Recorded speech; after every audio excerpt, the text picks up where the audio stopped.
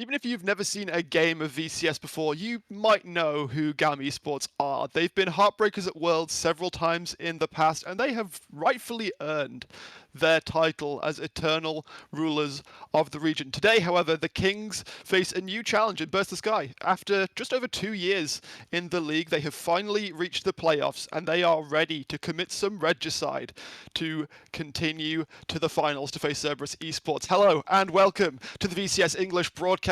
I am 𝘀𝗀𝗰𝗶𝗹𝘀. I am joined by 𝘀𝘀cie and 𝗀𝗋𝗋 on the analyst desk, and we are ready to break this matchup down before we get into the proper gameplay. Hey, hello. Good morning.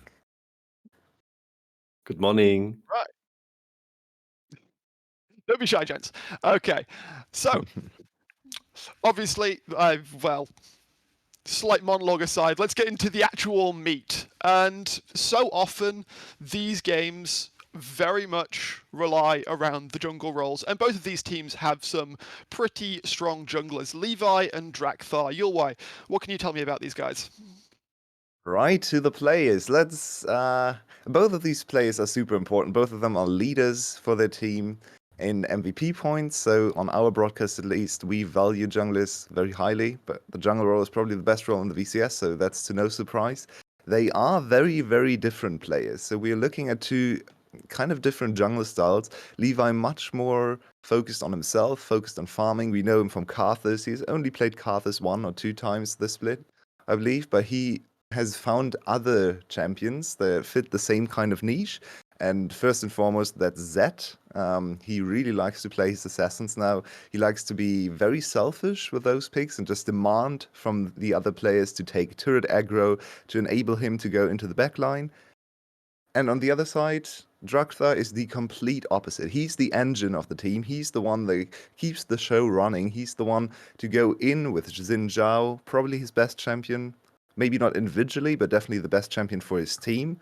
Lee Sin is also a standard pick for him. So those are the two most important champions for their side. We can already see the differences in the style, with 𝘁𝘁 being much more focused on accelerating himself, making plays for himself, and 𝘀𝗀𝗺 focusing on the team and trying to really get his team ahead and through the early game, because 𝘁𝗍 in general is very decent when they actually get past the early stages.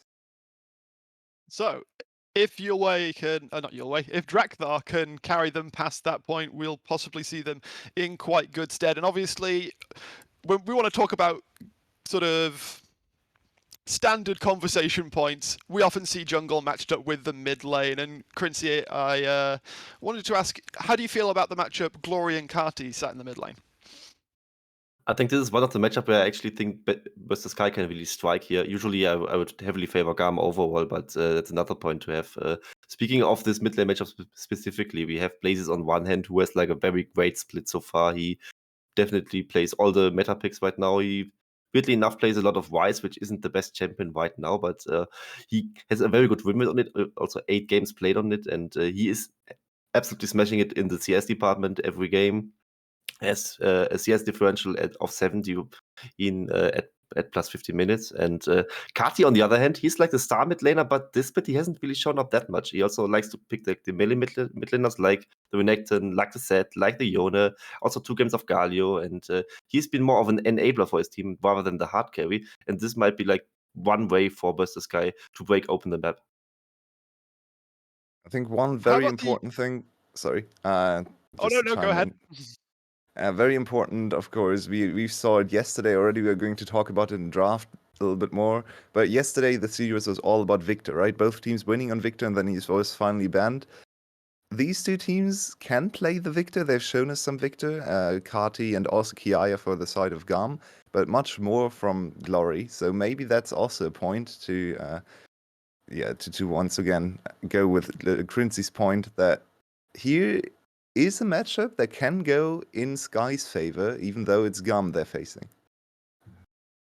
And how about how these junglers and mid laners, because the duo is often very important, do these guys pair up particularly well? 𝘀𝗀𝗺 obviously likes to be the really proactive one, so 𝘀𝗀𝗺 is kind of left to sort of play the hand holder for him quite a bit.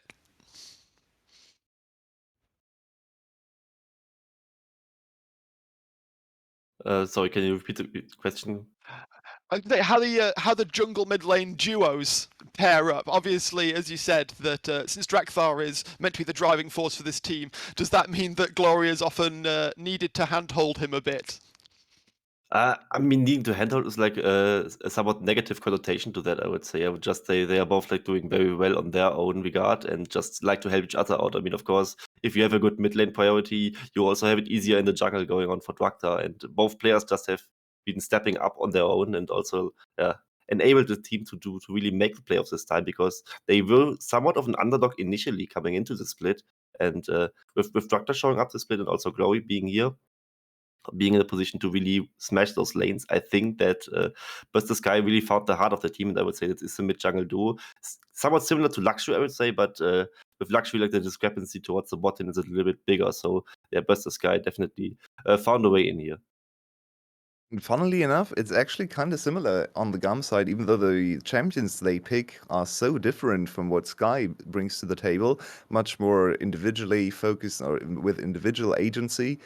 They don't really work together that much as a mid-jungle duo, 𝘁𝗀𝗆 and 𝘁𝗁. They used to be the quintessential mid-jungle kings last year, but this year it's much more about, or this split in particular, it's much more about 𝘁𝗀𝗆 diving side lanes, and maybe 𝘁𝗁 joins him. Sometimes he does, sometimes he doesn't. 𝘁𝗁 is less roam heavy than he was in spring and last year as well. So it's a little bit more about 𝘁𝗀𝗆 and 𝘁𝗁 doing well on their own, just like 𝘀𝗀𝗆cy said for 𝘀𝗀𝗺 and 𝘀𝗀𝗺ry as well. So it's actually a little bit less of a mid-jungle synergy going on in this particular matchup today, I'd say. Interesting. Moving down towards the bot side of the map, then, and I'll keep it with you, 𝘀𝗀𝗈. Obviously, we don't know which of the two ADCs 𝘀𝗀𝗆cie will be fielding straight off the bat. Oh no, it's GAM that has the two, isn't it? I'm talking the wrong way Right, around. yeah. GAM have two ADCs. We don't know which of Style and 𝘁𝗀𝗆 will be appearing in Game 1. How do you feel about these two, and which do you think we're more likely to see in Game 1 at least? So from watching preseason, I first assumed that 𝘀𝗀𝗆's play or 𝘀𝗀𝗆's starting ADC would be Style in the preseason, because he seemed to be the one they always started for Jinx games. But then 𝘁𝗀𝗆 actually played some Jinx games as well, so now I'm not sure at all. It seems to me that Style is much more focused on team fighting and less on laning phase. And 𝘁𝗀𝗆 and B together, they've played together in a different team as well. They've always had great synergy when they were on EVOs. They were the strong point of the team, so it makes sense in this bot lane in particular. So 𝘁𝗀𝗆 B has some secret strategies cooked up. They played the set support with Tristana, so super aggro all-in composition. So generally, I think Style is more teamfight focused and 𝘁𝗀𝗆 is more lane focused.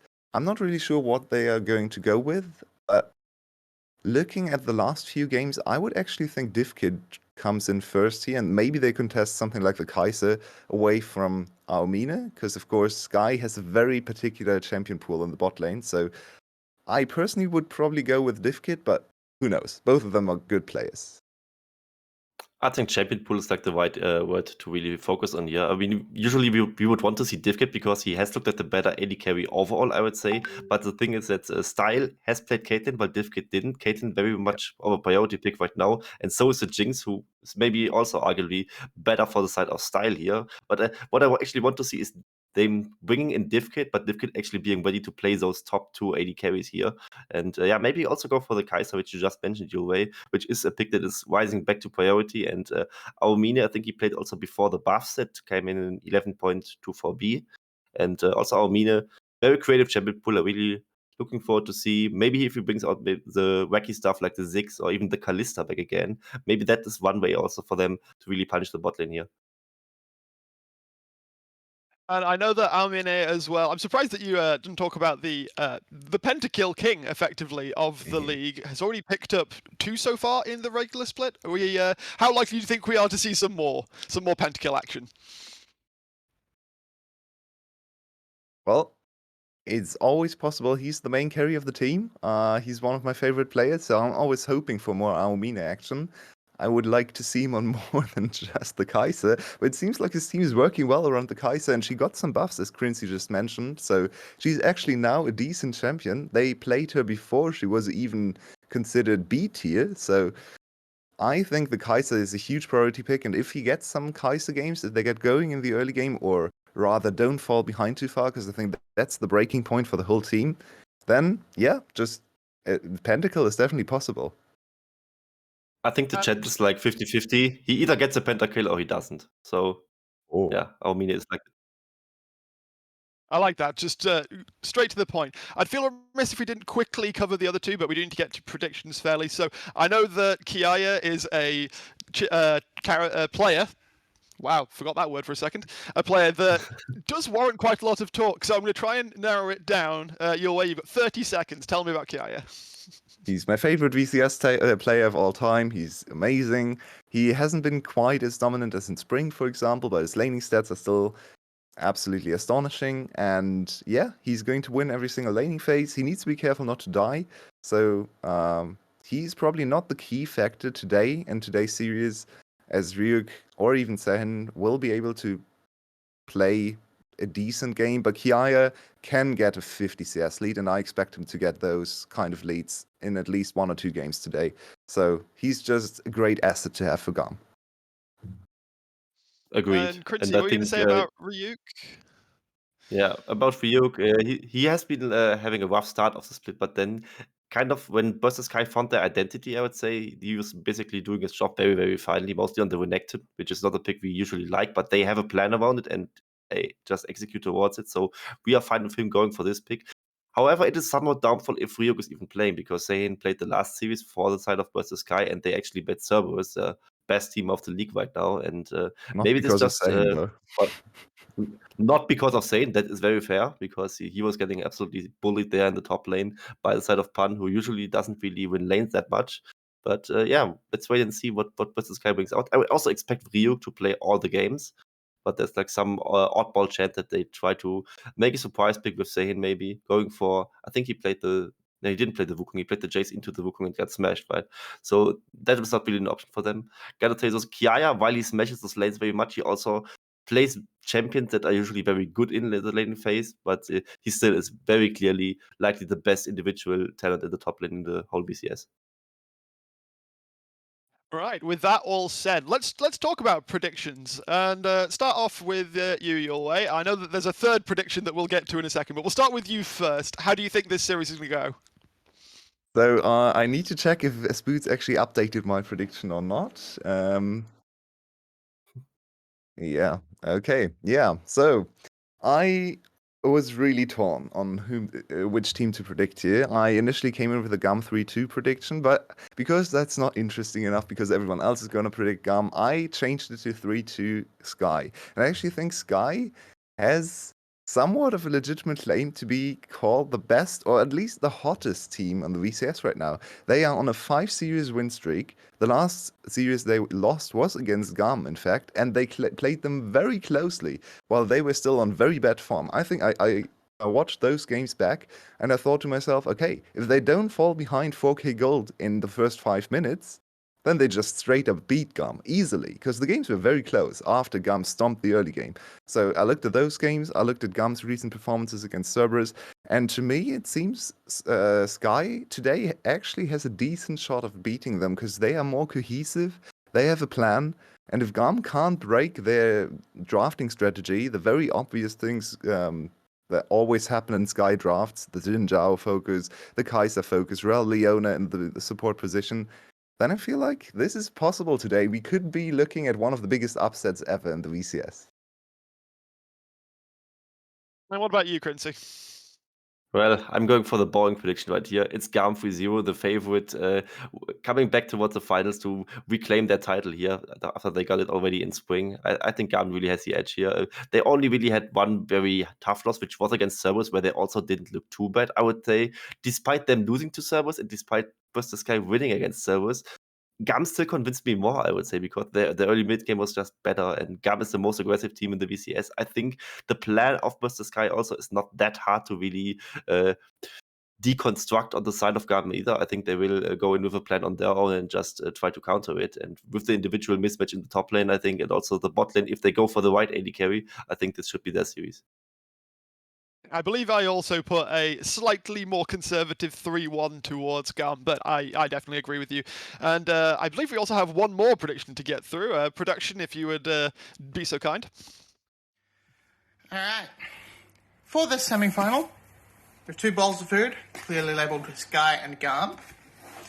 And we have from Kmart, Little Box of Joy, our brand new team picker who has gone straight into the GAM bowl. Straight away. Straight into the bowl for little GAM.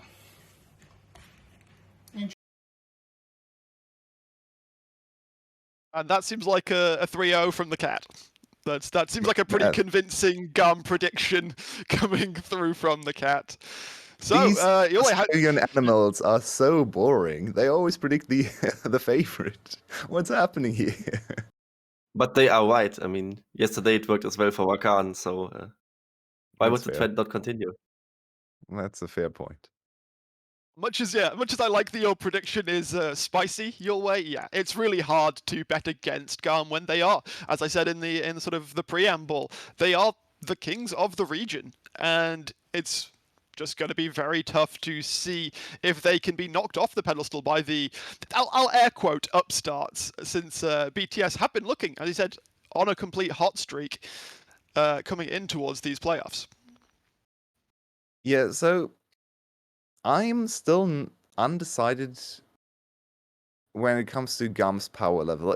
It's very hard for me to assess how good of a team GAM right now is, because they came in, looked very rough. Then they had an 8-game winning streak, and I actually predicted them to 2-0 to smash Cerberus, but they got smashed by Cerberus, and now I'm really torn. I'm really confused by this team, and I think it starts for me in the drafting phase. To me, it looks like GAM hasn't really settled on one style. I mean, maybe they don't want to settle on a style, but I don't think they've perfected anything really. They play very good individual games, they play very strong mechanical games, and win most games just by dominating their opponents on all categories, but their cohesion is what isn't looking the greatest, and I feel like against team fighting teams like BTS or 𝘀cie or Cerberus, the downfall is the team fighting stage, where GAM just doesn't look quite as polished as those 2 teams, in my opinion.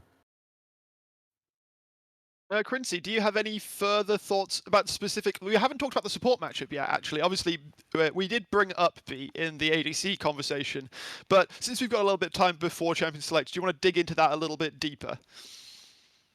Just a little bit. I would really highlight the side of versus 𝘀cie here with 𝘁𝑎 going for a lot of Leona games, also winning a lot of them, but still arguably not playing like the greatest of Leonas ever. And the Alistar of 𝘀cie is something that might be very scary here, because he won all of his games on the champion, 7 out of 7 wins here for him. And yeah, the champion pool is very big on the side of 𝘀cie. It's really creative considering that he has played basically anything in the support role.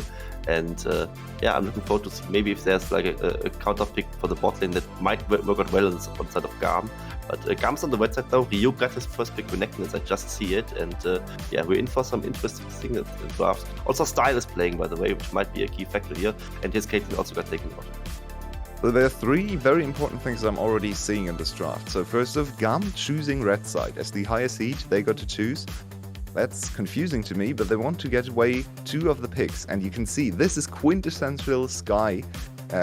Okay, the stream just disappeared. There we go again. The quintessential 𝘀cie combination in the bot lane is 𝘁cie_𝗀𝗋. So 𝘁cie_𝗀𝗋 picked away for GAM. GAM also bent away the Xin Zhao and the Leona. So clearly they've figured out what makes 𝘀cie very strong.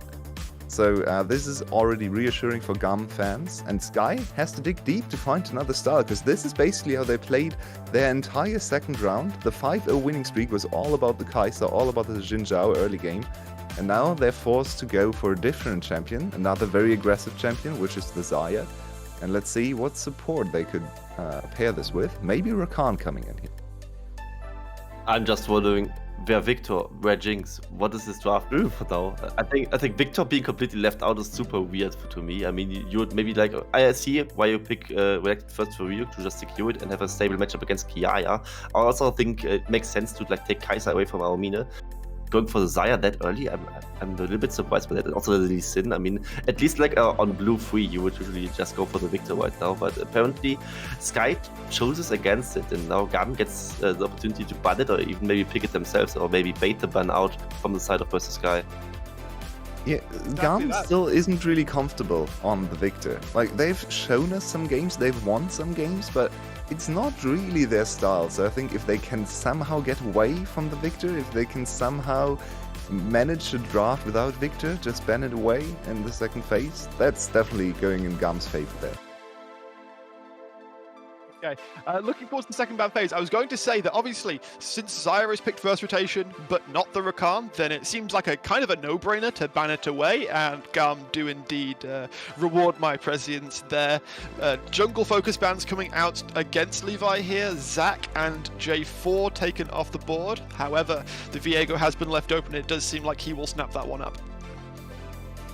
Yeah, Definitely Viego... Please go, sorry.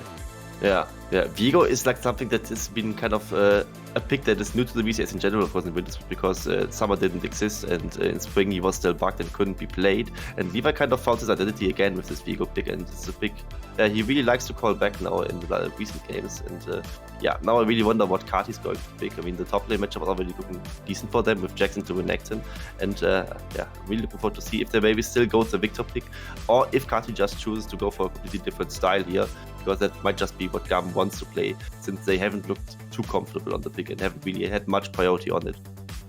Victor goes unpicked, unbanned in this first game here. That would be... wow, he actually goes through the draft after being the #1 champion yesterday, so completely different meta reads. This is all due to 𝘀cie being a team that has a very specific style, and they have been very successful on that style. I think their composition still looks similar to what 𝘀cie likes to do. Of course, they would like to swap bot lanes, then their composition would just look like a 𝘀cie draft. But I already see a lot of potential for 𝘀𝘀 and 𝘀𝑺 to work together and really punish Carti Levi. Levi Viego, yes, he has had some success, but Viego is also one of those champions, for Ego as well, for Levi, also for 𝘀𝘀, where if you fall behind early, you can't really get back on your own. You need the rest of your team. You need to rely on the rest of your players. And then the rest of the lanes for GAM don't look super dominant either. So this really hinges on GAM's performance in the early game, and I feel like 𝘀cie could run away with this game here. Okay, thank you for those thoughts, gentlemen. And we're going to throw it over towards the caster desk now. We've got 𝘀𝘀cie and 𝘀𝘀. Over to you guys. Thanks a lot, 𝘀cie. 𝘀𝘀, we're getting ready to jump on into the first game of semi-finals 2. And yesterday, effectively, we saw history getting made in some way with Cerberus making their first ever VCS finals. And now it's a chance for BTS to make their first ever finals. But it's not just that as well, 𝘀𝘀. Every time GAM have made playoffs in the VCS, they have made it to finals. Will this be the one exception? I mean, you're also got to consider Levi has never missed a finals. He has, he up until 2020, where Flash got him in back-to-backs, he hadn't lost a split. It's actually, this guy is the undisputed king of the VCS. But can BTS do it? It seems fairly interesting. And if you look across at the compositions, I don't know. This isn't standard BTS. Like, the top jungle, absolutely. Glory on Syndra is no slouch either, but overall, as the comp comes together, there's not that big late game carry of like a 𝘀cie or a Victor or something to go on with. So they can't lean quite as heavily onto that late game team fighting. Does depend on where Xayah throws her build path. She can go into that crit, which might sort of fill that role. But if she goes more into the lethality and then they all in on the early game, that's very unusual for BTS. GAM, much more standard. And so this could be a very good way for GAM to sort of just bring out that first win, unless 𝘀cie absolutely run out the gate swinging full force. And one of the big questions that I actually had coming into this series was the fact that if we wind the clocks back by a little over a week and we look towards 𝘀𝘀, he became the pentakill king. 2 pentakills in one day, both of those pentakills with a 𝘀cie. And 𝘀cie was not a particularly strong champion then either. So it got to the point where I was just wondering, okay, how do GAM answer 𝘀𝘀's 𝘀cie? Because it's it's going to be difficult for them to do, even if it isn't a particularly strong champion. But they just went ahead and they said, Style, you're playing the Kai, so we're not giving it to 𝘀𝗀. Yeah, we saw a little bit of back-to-back. DivKid and Style both trying to run the 𝘁𝗀𝗏, both fairly successful with it. We saw Style almost getting a pentakill of his own before Levi's 𝗁𝗏𝗏 came and took it away from him. And now, so that seems to be like the answer. They're leaning into the fact that 𝘁𝗏𝗏 has received these buffs. It is a very... And they're also playing off the fact 𝘀𝗀 doesn't play Jinx. Because we saw last game, like yesterday, we saw Artemis on 𝘁𝗏𝗏 get completely wrecked by a much weaker AD carry because they were on a Jinx and could just destroy that, could just demolish that game. The 𝘁𝗏𝗏 couldn't do a goddamn thing. Doesn't have the same sort of problems in this game. It's still fairly hard to get in up against what Sky's put together, but it's not like the Braum Victor where you just cannot approach a team fight. So it's going to be very interesting to see how Style plays this one out. But it might not even matter because we're already off to a fantastic start for 𝘁𝗏𝗏 in the top lane, getting full control over this Renekton on Jax. And we are seeing both junglers starting on the bottom side of the jungle, which means that we're likely to be seeing some of that attention in the early game towards this top side. And this doesn't really surprise me anyway, 𝘁𝗏, because what we have seen over the course of this split, especially when we look towards Ryuk, a lot of focus by teams has been put against this 𝘁𝗏𝗏 Sky top laner, being the victim of first blood, I think about 15% of the times, the highest of any player here. Now we're getting an invade as Levi looks towards Draxthar. He's going to smite down the Grom and ward hop his way out to safety. Cleanly done by Draxthar to survive, but Levi will be able to steal away the Grom, gets ahead of his jungle counterpart, and now turns towards the 𝘁𝗏𝗏𝗏. This has also been a very common tactic against 𝘁𝗏𝗏 Sky. Utilize that advantage that you get in your top lane to walk into this jungle and attack Draxthar. Now, it doesn't always work. We saw up against Cerberus, that was sort of how they were able to put VCS in the position to carry those games through, by just attacking attacking Draxthar early, and then feeding off kills because 𝘁𝟧 was able to rotate first, or the bot lane was in position to rotate first. This time around, 𝘁𝗏𝗏 has the pressure in the lane. There's no response from top or mid, and here's a gank onto mid. The timing is... team. The timing is absolutely beautiful by GAM. There's nothing that 𝘁𝟧 can do. 𝘁𝗏𝗏 flashing forward to go for the Rune Prison. 𝘁𝟧 forced to flash away, and then he's flashed into three members that are collapsing onto him. Fantastically played by Levi as well. Yeah, fantastic. Great use of the CC to set it up. Can't really get away from it from there. And we're seeing Levi off to the races already. He's made two impactful moves on this Viego. He's shut Draxthar a little bit out of the game. He's rushed in and gotten first blood for himself. He's off to a very healthy lead right now, has cleared his entire jungle, while Draxthar still has to make his way through his bottom quadrant. Now they can try and take full control of the spot side and make their way into getting early dragon priority, as GAM is wont to do. Don't forget, this is the 𝘁𝗏𝗏 Sky that was able to take down Cerberus in the final game day of regular season. In the final opportunity that there was for Cerberus to lose a game in the split, it was against 𝘁𝗏𝗏 Sky. And sure, coming into this, I think a lot of people would have said, yes, GAM are the favorites. Here's just a quick replay. That Spectral Maul was fantastic. Yeah, pretty much threads the needle, hits between the minions and grabs 𝘁𝟧, and from there, B's in perfect position to capitalize. Feels very good to see Levi actually playing very aggressively and playing around his team. He is on the Viego, which is a little bit of a half and half. You can play through the Viego, you can get the Viego to play through you.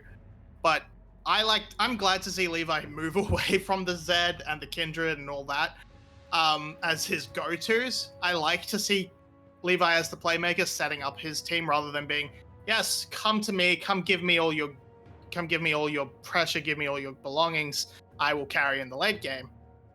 This is great to see. I'm very glad to see it. And we've seen not just from Levi, but over essentially the whole world, especially when we look back to spring and summer split in respective regions.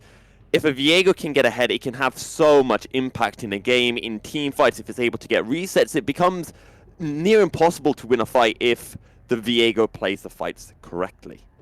Yeah, and if it falls behind, you generally have to look to another member to really pump out the sort of burst you need to get those resets running. And GAM doesn't really have that, so Levi getting ahead is fantastic. It's exactly what they need. This, like, Styl can put out a little bit, 𝘁𝗏 can put out a little bit, but they don't have that huge burst threat as the jungler's gonna... 𝘀𝗏 spots out Levi, but now with the sweeping wall, they pick him out too. 𝘀𝗀 is just being under fire. So much pressure has gone towards this mid laner.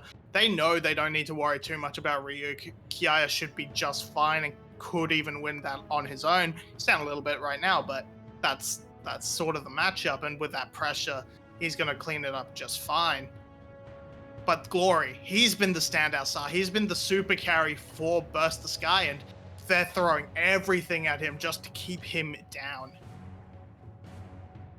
Well, just one kill so far, and it is on the side of GAM, but the Realm Warp comes through. 𝘀𝗀 will sacrifice his life with the headbutt to be able to ensure that 𝘀𝗀 is able to make his way out safely, but Styl will take his first kill of the game on this 𝘁𝗏, and Levi will turn his attention towards the Ocean Drake. Yeah, poor defense coming in from the side of 𝘀𝘀cie. Didn't get any deep wards down towards the river, couldn't track 𝘁𝗏 and the Realm Warp. They've just sort of thought the focus was going to be on that mid lane, and it was, in the sense that it gave 𝘁𝗏 the pressure to roam, get that Realm Warp down, and they pick up a kill, they pick up a dragon. They are doing fantastic. That is off the board just in time for the Rift Herald to spawn. And now, yeah, 𝘀𝗀, he knows his job here is to die. He sacrifices himself. He has not been the master of the cow. In fact, this is his first game this split, so a little bit late to the cow series, and not off to a great start, but Sky recover quickly. They managed to reset onto the Rift Herald first. This can be their entrance back into the game if they can convert into a play into a Rift Herald and just get that massive cash injection onto someone like 𝘀𝗀. Well, GAM 1,000 gold ahead, and Styl doing a fairly decent job. Actually, some fun stats regarding 𝘀𝗀 and his 𝘁𝗏. Well, there aren't any stats for it in Winter Split, at least. He has played it a few times back in Spring, and he lost every single game that he played with it, as GAM take the Blast Cone, and they spot out the BTS bottom lane, who are being forced to play very safe. They have to give so much respect to 𝘁𝗏 right now. Yeah, the 𝘁𝗏 is just fairly comfortably ahead. He's a little bit down CS, but whatever, he's picked up 2 kills. He's been around the map. He's been doing 𝘁𝗏 things, not necessarily the big dominant laner you tend to think of as more of a roamer. Like in Spring, made his name on set of all champions, so not really, you don't really look at him and say, oh, this guy is a little 𝘁𝗶𝗶𝗹𝗀, he's gonna win, he's gonna completely demolish the lane. No, he's gonna get out onto the side lanes, and here we see pressure onto the top side, but Levi ready and wait. This is a 3v2, but 𝘀𝗀's just not joining into the fight. 𝘀𝗏 low, 𝘁𝗏 on his way. 𝘁𝗏 flashing forward, 𝘁𝗏 flashing over the wall, but the Scatter the Weak will force GAM away. As GAM pick up their 3rd kill, and they're just eking out these small leads, winning these small fights, and then from those fights, they're able to take rather significant advantages. They have no idea where Levi is on the map. That's what I read from that. They move to the top side, they bring 3, and they're like, all right, only 𝘁𝗏 is up here. We don't need 𝘀𝗀 to come along and finish it off. Even though you probably should have still committed to it, because Counter-Strike will undo a lot of what Renekton and 𝘁𝗀 are trying to do. So he's backing off. He's ready to go home, and then Levi shows up and completely ruins the entire dive. As the Counter-Strike stuns 2, the follow-up is easy, and 𝘁𝗏, he gets the flash out of Renekton, blows his own, but he was easily able to get up there to try and respond in case 𝘀𝗀 had stuck around. So it might have been a 1-for-1 anyway, but as is, it's just 1-for-0. Maybe a bit of miscommunication from the side of 𝘀𝘀cie. 𝘀𝗀 seemingly on a different plan to 𝘀𝗏 and Ryuk, and as a result, the dive goes southward very, very quickly. And GAM have extended their lead now to 2,000 gold. 𝘀𝗏, though, having a little look towards this bottom side, just going to sit behind the wall, maybe wait for an opportunity. But Levi's here as well. Levi is reading 𝘀𝗏 beautifully. Yeah, there's also that little ward in the bush off behind Krugs, which I think 𝘀𝗏 might have walked over. So any plans of Levi to go back to mid or something have been changed. But did he potentially get spotted making his way onto that into that lane bush? There is that ward in the river, So they might just be giving it a little bit of time, trying to make Levi think it's okay to back off, as 𝘀𝗀𝗺 has not revealed himself at all. He's just hanging out there, and now it's going to come in very late. But there are lane wards, so they should be able to see him very, very comfortably and continue to play safe. This feels like Mission Impossible going on right now, and 𝘀𝗀𝗺's wasted so much time hoping that this play would work out, and in the end, 𝘀𝗏 just playing it very defensively, very safe, and not giving any opportunities for 𝘀𝗀𝗺 to make a play. Yeah, the vision has been a very, very well thought out from the side of GAM. They've gotten good little individual deep wards down that have completely denied 𝘀𝗀𝗺's play. Sure, Levi's attempt at a counter gank worked a little bit curtailed by what 𝘀𝗀𝗺 were trying to do, and now they're just gonna have to go for a quick drop. Levi didn't actually lose any camps when he did that because he backed. He picked up his Krugs fairly soon after spawn. His blue buff's only just come up, and now he can look towards the Drake as well. So I feel like 𝘀𝗀𝗺 lost so much time relative to Levi. Sure, he's able to drop the Rift Herald and get a few plates though. I feel like it wasn't much. It was more Levi made his way down to try and catch a play, and then 𝘀𝗺𝗺 were patient and held onto it. So Levi was left a little bit feeling a little bit silly, but he didn't lose too much, as you say. There's still camps on the top side just hanging out for 𝘀𝗀𝗺 that have been there for ages, but he can't make his way up there. He has to hang around this dragon. Doesn't really want to give that over to GAM. And there is pressure into the bot lane. They did force the flash out of style, but as the pressure comes towards mid, this river does belong to the side of GAM, especially from the top side. The bot side kind of left to their own, as 𝘀𝗀𝗺 isn't going to be in a great position to support them. 𝘁𝗀𝗺, this could be a problem. And GAM can't quite contest for the Drake straight away because the bot wave was pushing in favor of BTS. However, we are going to get a fight. This is going to be a 3v3, make it a 4v3 because the teleports are coming in. A 3-man Magnet Storm. 𝘁𝗀𝗺 on his way down as well. 𝘁𝗀𝗺 first kill of the fight will go the way of 𝘀𝗀𝗺. Unleash power. Levi taken down onto a sliver of HP. Can anything more come off it? 𝘀𝗺 has to be careful because the Scatter the Weak will be back off a cooldown shortly. 𝘁𝗀𝗺's going to have to run, and 𝘀𝗀𝗺 will be able to win the fight. They'll be able to win the Drake as well. He's able to get a huge Magnet Storm, but no one's actually able to really follow up. 𝘁𝗀𝗺's too far away, 𝘀𝗏's and Levi are too short range to really get in. And because of the grouping from 𝘀𝗺𝗺 on top of the 𝘁𝗺, any like really hard engages from Levi would just get turned around on it with a Pulverize. Actually, no, but the Pulverize was already used, so it's just they commit in. It's a good kick away. That's what cuts Levi's damage out. He can't convert the kill into the resets because the disengage is strong from 𝘀𝗀𝗺. So they walk away with the dragon, they walk away with a kill and bring the gold back to within 2,000 gold. It's not a huge victory. They're still down as we move on to the Chemtech Rift, but it is a good sign of 𝘀𝗀𝗺 fighting back. Hope yet for 𝘀𝗀𝗺. It was a decent fight for them, but on this top side, 𝘁𝗀𝗺 is starting to worry me. Or at least I think it's going to be worrying the side of 𝘀𝗀𝗺 because he's playing Jax into this Renekton, Ryuk not getting an early lead. And if 𝘁𝗀𝗺 starts getting a little bit more gold into him, starts picking up a few items, he's going to be a rather large nuisance for BTS. Yeah, I was fairly surprised we didn't see any committal to the TP from either top laner in that fight around the dragon, but as it is, we're seeing a small lead sort of make its way forward for 𝘁𝗀𝗺 thanks to that kill. Very even otherwise, and just not really sure what GAM are trying to do. They don't seem to really care that much about this Rift Herald, as they moved in, they set up their wards, and then they left instantly to put 𝘀𝗺 back into the bot lane against the Renekton and just try and find farm in that 1v1. But this has given up full pressure as 𝘀𝗏𝗎's up there. Should be very strong. 𝘁𝗀𝗺 can't teleport, Ryuk can and can't get interrupted. Levi!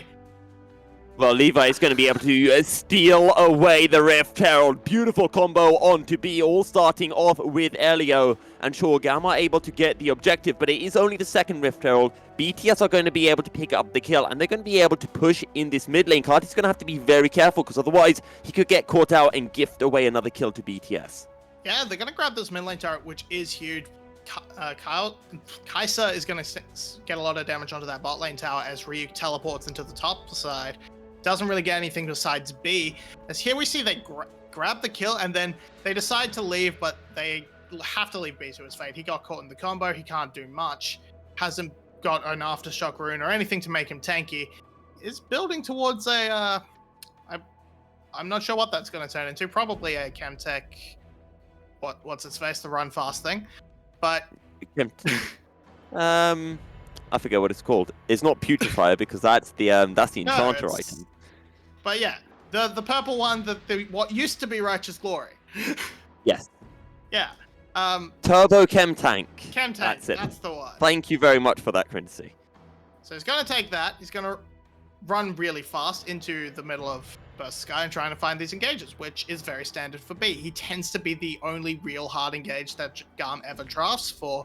Giving small amounts of engage to 𝘁𝗏 on the form of like a Renekton or a Jax, sure, but the big start team fight now button is almost always on B because Levi is picking things like the Zed, like Karthus, and like the Viego. So glad to see he's committing to this sort of thing. We have seen things like the Shirelias before, but now Levi pushing in could find himself in trouble, but they're just looking into break Scry's Bloom and walk away, it seems. And just to essentially touch on that previous play as well, because we talked about how 𝘀𝗀𝗆, sure, they gave away the Rift Herald, but they were able to pick up the mid lane tower. Actually, first tower went the way of GAM in the top lane, and all the while Styles was able to push it in the bottom lane. So that was a 4v5 fight as well in favor of 𝘀𝗀𝗆, and they were only able to get 1 kill. So GAM, again, cutting their losses short. They still have a 2k goal lead. Levi still has his Rift Herald available to him. 𝘀𝗀𝗆 getting caught out by the Spectral Maw, but GAM will not fully commit as 𝘀𝗀𝗆 ward hops away. And right now, GAM on the offensive, just trying to force 𝘀𝗀𝗆 out of the river. Yeah, Glory doesn't quite have his teleport up yet, but that should be available soon, so not to worry there. I'm surprised we didn't see the early commit of the Rift Herald. It's coming down now and should be able to secure that middle tower. Thank you 𝘁𝗏, for preparing that top lane tower, that it was able to just be taken down without the early use of the Rift Herald. Off that play is just gonna get the charge off despite best efforts. And that's a big win from GAM, because they can just walk in there and pick that up as soon as they want, pretty much any time. It's on a sliver of health. And this top side, 𝘁𝗏 might have to play a little bit careful. He seems to be getting collapsed on. Will he find a way out? Will he find a kill? No. Glory's just gonna get the kill. Just 1v1s 𝘁𝗏 Jax. Alright, says Glory. He really wants that final spot in finals to take on Cerberus. And a pretty good job from Glory as well. Look, 𝘀𝗀𝗆 can do a lot, but it can't block a unleashed power. So just burns down the Jax, takes that kill, walks away fairly happily. Has to blow the flash to avoid the stun, but it doesn't matter in the end. It's traded off for a tower on the bot side prepared earlier. And here's Glory just trying his best to keep 𝘁𝗏 close so that he can get the reinforcements. This means 𝘁𝗏 knows something's coming. He tries to get the trade back, but no, too much damage already done from Glory. And now he's a pick onto 𝘀𝗀𝗆.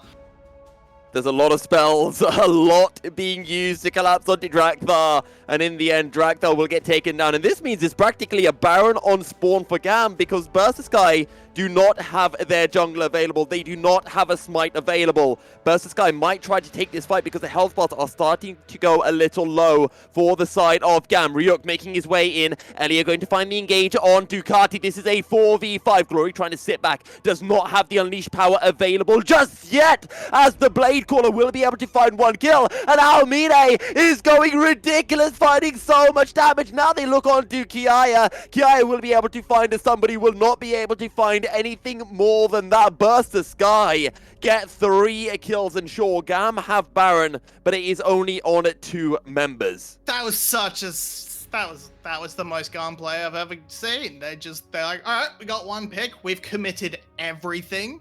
Let's start the Baron. We have no choice but to finish the Baron because we have no turn abilities. We use them all to kill 𝘀𝗀𝗆. And hello, 𝘀𝗀𝗆, you have no right to be there.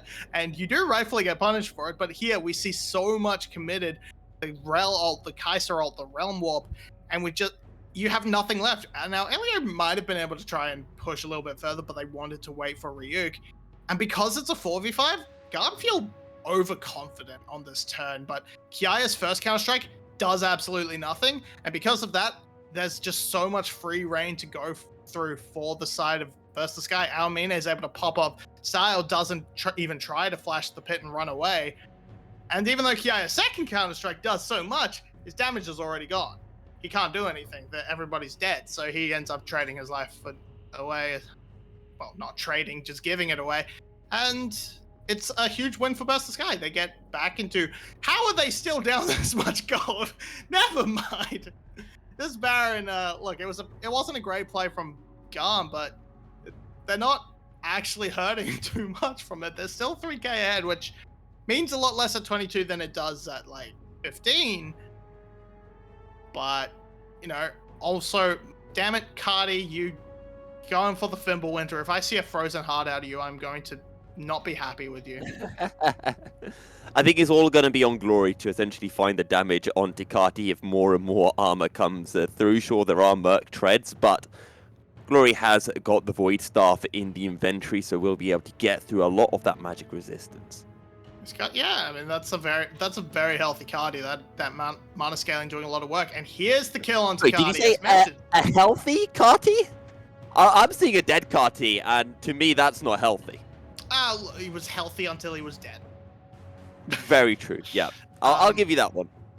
Anyway, finding good picks. That is another Baron buff removed as well. It is now only on B, and they are going to try and make as much use of it as possible and kill 𝘀𝗀.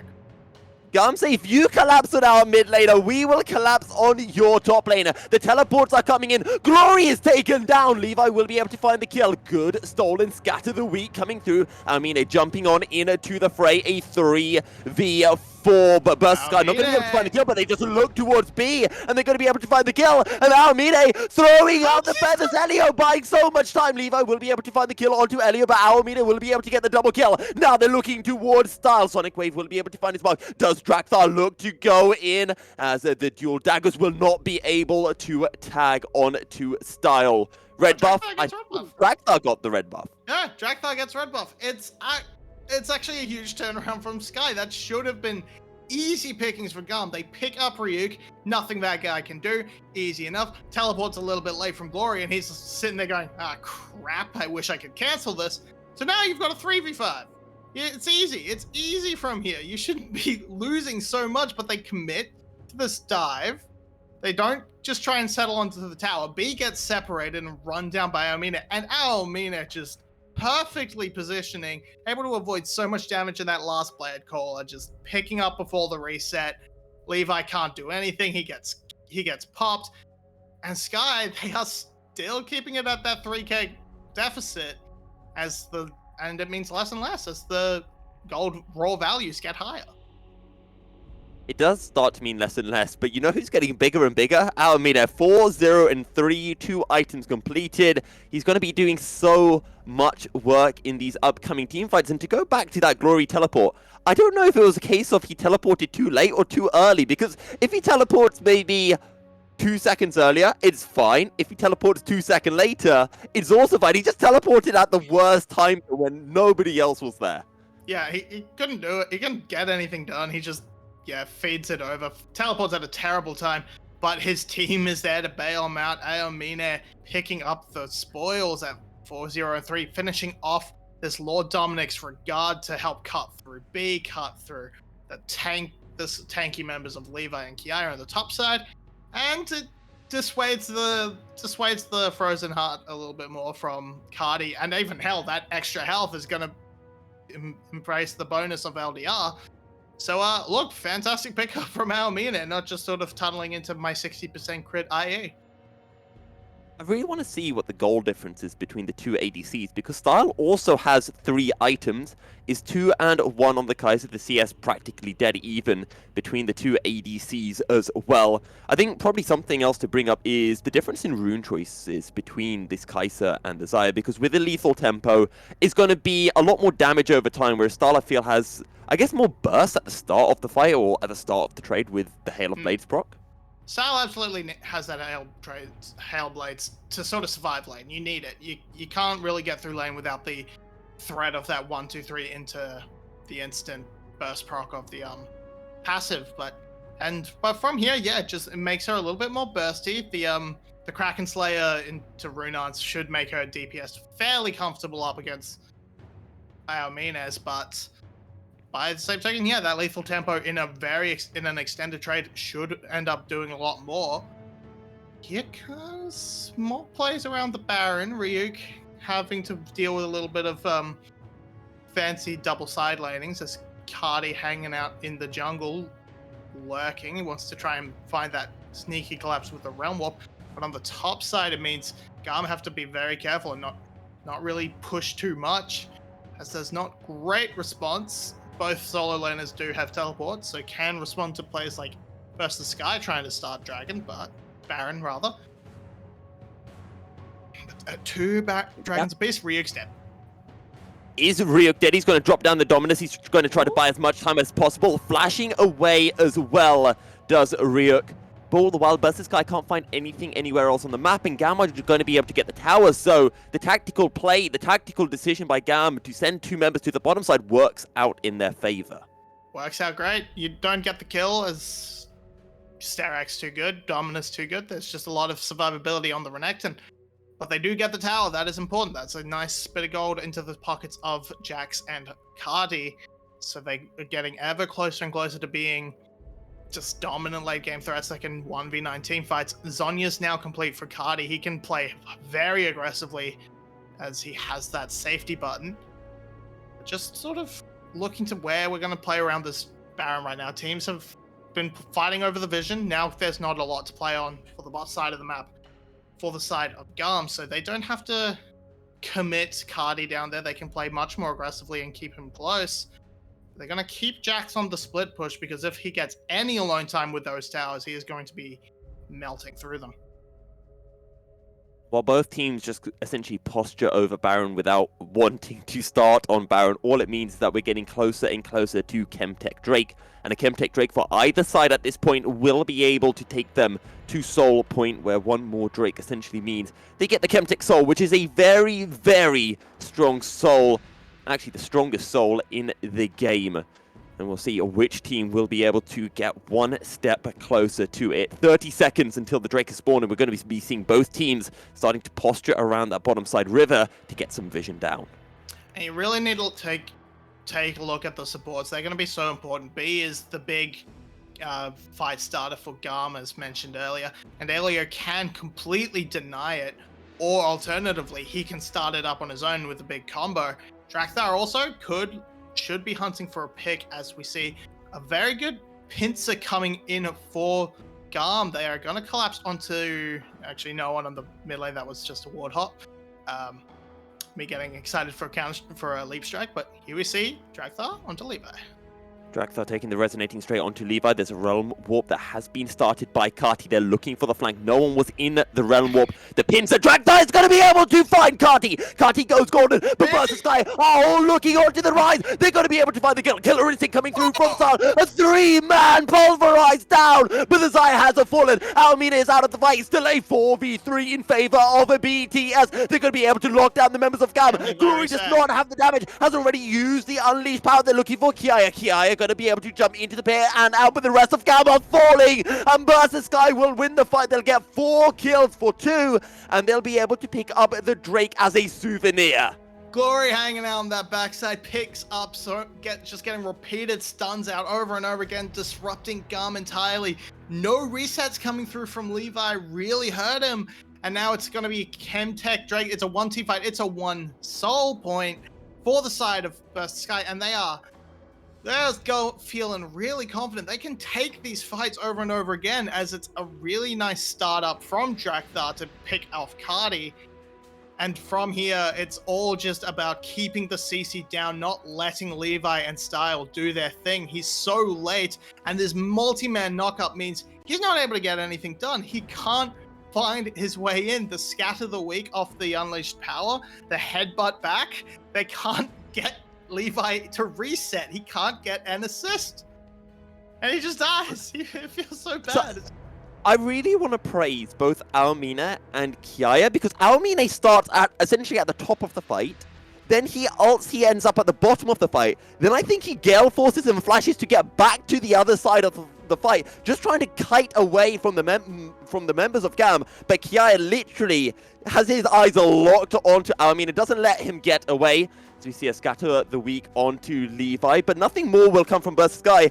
And it feels so strange, 𝘁𝗶𝗹𝗀, that 𝘀𝑠ky are trailing this game by 3k gold. It feels so tight, neck and neck, on a knife's edge right now. And any fight could really essentially determine how the rest of this game proceeds. It's been a solid 10 minutes since I last thought of the gold, looked at the gold and was like, oh my god, they're still down 3k.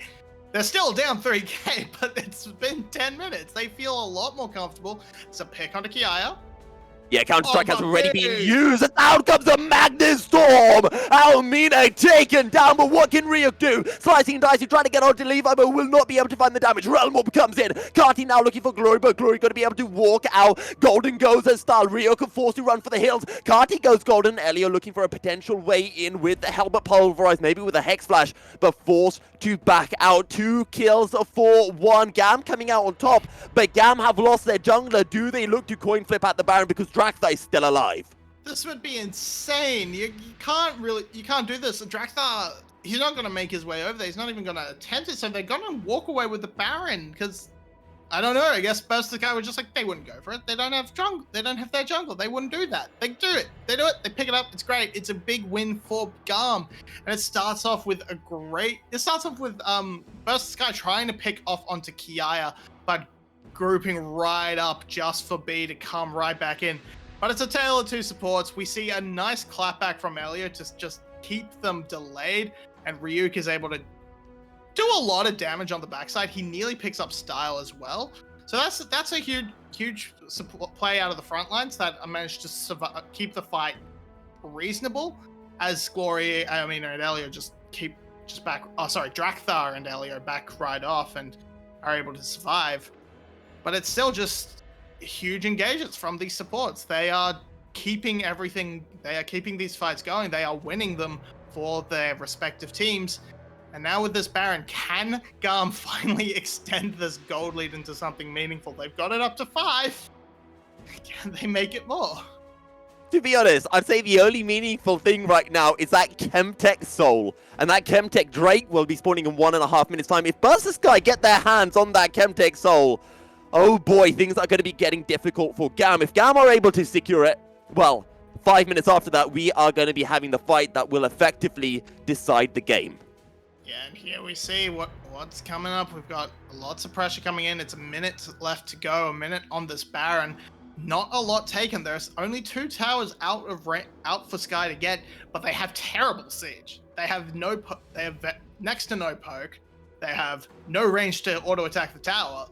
So they're just kind of having to crash minions and hope for the best, but the wave clear is too good on the side of Sky. So this Baron isn't actually going to amount to anything. It feels really bad for them. Hey, it's a nice bit of gold into the back pocket after picking up that team fight, but it's not going to mean anything.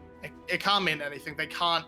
If they manage to break a tower, it's because Sky made a mistake. It's not going to be through GAM doing anything fantastic outside a tower dive of sorts. And it's as you mentioned, it's 2 things. It's GAM not having the siege potential, and then it's the great wave clear that's coming mainly from 𝘀𝗀𝗋 and 𝘁𝗁y on the Xayah and Syndra respectively. But GAM still have this Baron. They want to control as much of the bottom quadrant jungle as they can before this Drake spawns, and 𝘀𝗀𝗃 want to make their way in. Who pulls the trigger? Well, Star's just going to go in with a killer instinct, trying to find the kill on 𝘀𝗃𝗃, but going to be unable to. 𝘁𝗁𝗃's low. 𝘁𝗁𝗃 is taken down, but he will be able to resurrect. The fight will continue. Sonic Wave not going to be able to tag onto 𝘁𝗁𝗃. He's back up alive. 𝘁𝗁𝗃 is down, and 𝘀𝗏𝗃 is just buying time as the rest of GAM are going to turn towards the Drake, and it is a sacrificial play for GAM. 1 death to be able to secure their 3rd Drake of the game and take them towards Soul Point. Sky's just going to barrel down this mid lane, try and pick up this tower. Ryuk can tank this if he wants to. They're not going to need to. They're just going to take this mid one and go home. No, they're going to keep going. There's no 𝘀𝗏𝗃. Half their engage is gone. BE has got to find his angle. I don't know if he can do it. They're just powering down the mid lane. They are. Please, They will better take go the for inhibitor, and they will say, Gam, you thought you were only giving 1 kill away for that Drake. No. You're giving away a kill, you're giving away an inner tower, you're giving away an inhibitor tower, and you're giving away an inhibitor as well. Here's how this fight all started out. Starts with an attempt onto 𝘀𝗀, but he's able to dash away and at least 𝘀𝗀 a little bit high out and dry.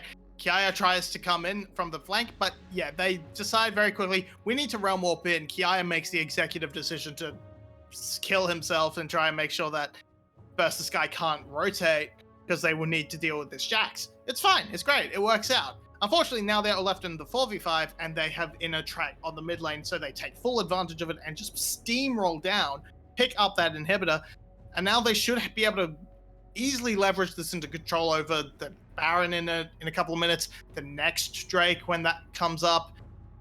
It's so, you know, hard to say who came out on top. I mean, GAM, of course, love it because they get the extra 5 minutes before they have to worry about a Chemtech cell going over. But you lost a lot, and 𝘀𝗰, if they're smart, if they figure out a good plan, they could even execute off this mid lane pressure and find a way to end the game. Because that mid lane inhibitor will still be down when the next Chemtech Drake spawns. However, the Baron up in 1 minute. That's another opportunity for 𝘀𝘀 to secure that. If they can, it's even more map pressure. It's even more wave pressure to be able to set up for the Drake. The next Drake will be the soul, no matter who gets it. We've talked about the lead for GAM over this entire game. It's currently sitting at just over 3,000 gold, 3.5k there or thereabouts, but 37 minutes into the game, it doesn't mean much. And 𝘀𝗀, full build. Same can be said for Style as well, as 𝘀𝗀 tries to trade onto 𝘀𝗀, but 𝘀𝗀 will just leap his way out to safety. He has 𝘁𝗀 for some support as well.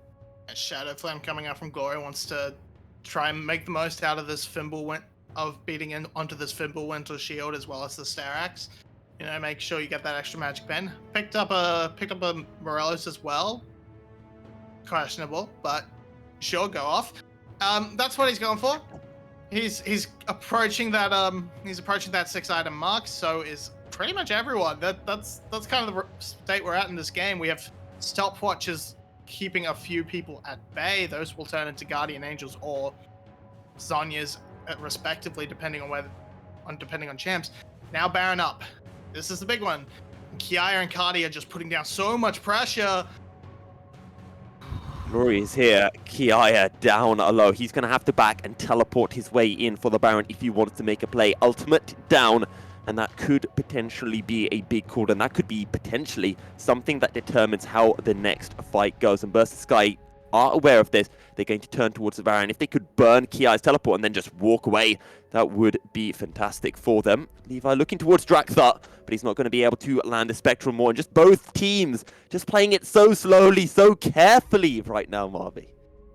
But GAM are the ones that are feeling the pressure. They're the ones that need to start up the Baron, and a huge kick. Oh, they're just going to look towards the B. There's no more Magnet Storm available for the side of GAM. 𝘀𝗀 teleporting his way in, going to be able to find a 3-man stun. Styles over the wall, and Style is a free-firing. 𝘀𝗀 isn't here. He's going to flash it over, looking towards the 𝘁𝗀. Unleash power down. What can 𝘀𝗀 do? 𝘁𝗀 is going to fall. It's a 3v3. Style will resurrect from the Guardian Angel as 𝘁𝗀 going in onto 𝘁𝗀. Real glow. 3v2. In the next fight that will come up. 𝘀𝗀 still full health, and GAM cannot turn towards the Baron. That entire fight, Style doing so much work, and 𝘀𝗀 just not there. 40 seconds. Starting the Baron seems real risky. It's 40 seconds until Soul. They're gonna grab it, but if 𝘀𝗀 sniffs it out, he can trend. Oh no, but 𝘁𝗀's in here, so they are gonna get it. Can they convert onto this? They're gonna have to try and take this into the Soul. They have good positioning because it's still gonna be a little bit for 𝘀𝗀. He's gonna spawn after the dragon, and it starts with a great kick onto B. This denies so much of their team fight potential. But where is 𝘀𝗀? He teleports in, and then he makes his way back around the blue buff. No, okay, he flashes over the wall to try and get in, but once he drops his ult, that's kind of him done. Bad scout of the week, it feels like. He could have tried to pop off 𝘁𝗀. Man, it's just 𝘀𝗀 doesn't really get all that much done. He jumps in, flashes, drops his ult, and then GAM got the soul. To see you later. Yeah, they absolutely should have. I mean, they still have to play it, but they are in a fantastic position for every team fight. I mean, we have seen a team lose with 𝘁𝗃𝗀𝗃𝗀𝗀 before. Yep. It was Who to was it? Cerberus. It was 𝘁𝗁𝗁𝗁 losing to Cerberus. Okay. They did get a little bit of a bug where Froggy respawned as a zombie and just T-posed the entire time. Poor guy. Oh. But Fair enough. it happens. It's a bug. Nobody caught it at the time. It's fine. But now we have GAM. We do have GAM. GAM are a very good team. There's a reason why they finished second in the regular season. However, 𝘀𝘀cie have accolades of their own. The only team to have beaten Cerberus in the entire split. The team that stopped Cerberus taking what would have been, I believe, a first ever undefeated run in the VCS. But here against GAM, the team that have always made finals when they have made it into playoffs. GAM are fantastic over 5 games. And right now, GAM are showing that in the opening game. But they still need to crack 𝘀𝘀cie. Sure, they've got the 𝘁𝗃𝗀𝗃, but will that be enough? These fights have been so close up until now. And surely that 𝘁𝗃𝗀𝗃 is going to be that final push GAM need to be able to secure this game. You would think they have to try and find their way in, but again, their engage options are fairly limited beyond some creative uses of Realm Warp and Magnet Storm, and this means that we're going to have 𝘁𝗁 just trying to split push as best he can. We're going to keep shoving these waves down mid, but we don't see any actual aggression coming out from GAM and trying to force something to happen. The Soul isn't going to help them. The Soul isn't going to do anything in the game of wave clear. Baron is not enough. Now, Ryuk abandons his post, so this gives 𝘁𝗁 the opening he needs. And look how quickly this tower is going. It's just dead. 𝘁𝗁 is happy, and this lack of pressure in the mid lane as well. Sky just fumbling a little bit, not being able to keep up the pressure on the waves. And this GAM getting 2 towers. It's not much at this point in the game as everyone's approaching full build, but it means they get ever closer to the base, ever closer to these inhibitors. Sky lurking, trying to find a catch, I think, on 𝘁𝗁, but gonna back away. And if we go to another Baron, I'm gonna be kind of like, come on, GAM. I think that's what 𝘀𝘀cie want to do. I think they want to wait maybe for the next Elder. They're going to look towards 𝘁𝗁, lock him down with the Everfrost, trying to drop down the damage. Scatter the Weak denied nicely by 𝘁𝗁. There's a Realm Warp coming through. 𝘀𝘀cie will be able to get 1 kill. Now they'll back out. They'll wait for this 𝘁𝗃𝗀𝗃 to essentially end on 𝘁𝗁. They'll get their kill, and they'll go back to farming. Yeah, 𝘁𝗁 is overextended, tries to get in. The collapse is denied by a kick onto B. So 𝘁𝗁 just goes down twice. Nothing comes from it. He'll be up in time for the next objective. And it's just the game keeps on spinning. People keep on farming. Items keep on being collected. It's full builds for both mid laners, both bot laners. 𝘁𝗁 is finished his build too. They're going to just run for the inhibitor. It's a 4v5. Why not? But GAM, come on. You have the soul. Be aggressive. They're too scared of the 5v4. Well, I mean, it's a 4v4, but Ryuk does have the teleport available. And 𝘀𝘀cie will be able to get that they'll be able to get that mid lane inhibitor for a second time this game. Elder Drake in 2 minutes, Baron in 1.5 minutes, 𝘁𝗁 back alive. But will they get that bot lane out of tower? Probably. That is very true. It's a very important tower. This minion wave, or at least the next one, it should be picked up soon. Nope, it's not gonna happen. Nope, not yet. This tower will not fall. But Is this the new big thing? Will 𝘀𝘀cie get that outer tower before that game ends? It is at the moment, because currently the game plan seems very simple for 𝘀𝘀cie. Try and stall and / punish mistakes until an Elder is where you can actually confidently win a fight against the 𝘁𝗃𝗀𝗃 if you grab that. And then for GAM, you should be trying to find engages, find dives, try and make use of the soul that you've picked up, the work you've done earlier, but they're just faffing around, waiting for the Baron. They are, and I think it's just showing the fact that GAM are a little bit uncomfortable, a little bit unsure of their ability to just win a 5v5, even with that 𝘁𝗃𝗀𝗃. They don't want to take any risks, but by not taking any risks, you bring up the whole new risk that 𝘀𝘀_𝗀𝗀, maybe they steal away the Baron, maybe they steal away the Elder, and then all of a sudden, by trying not to take any risks, you've just opened the pathway for 𝘀𝘀_𝗀𝗀 to get back into the game and be able to win the opening game of this 5-game series. So Baron really won't mean that much beyond an excuse to fight / an excuse to maybe get a little bit. Is that what they need? Do they need permission to fight? Do I need to give them like a hall pass? You are allowed to fight now, teams. Apparently, but 𝘀𝗀, they're just committing to the Baron. It's 10 seconds, 20 seconds to the Elder Drake.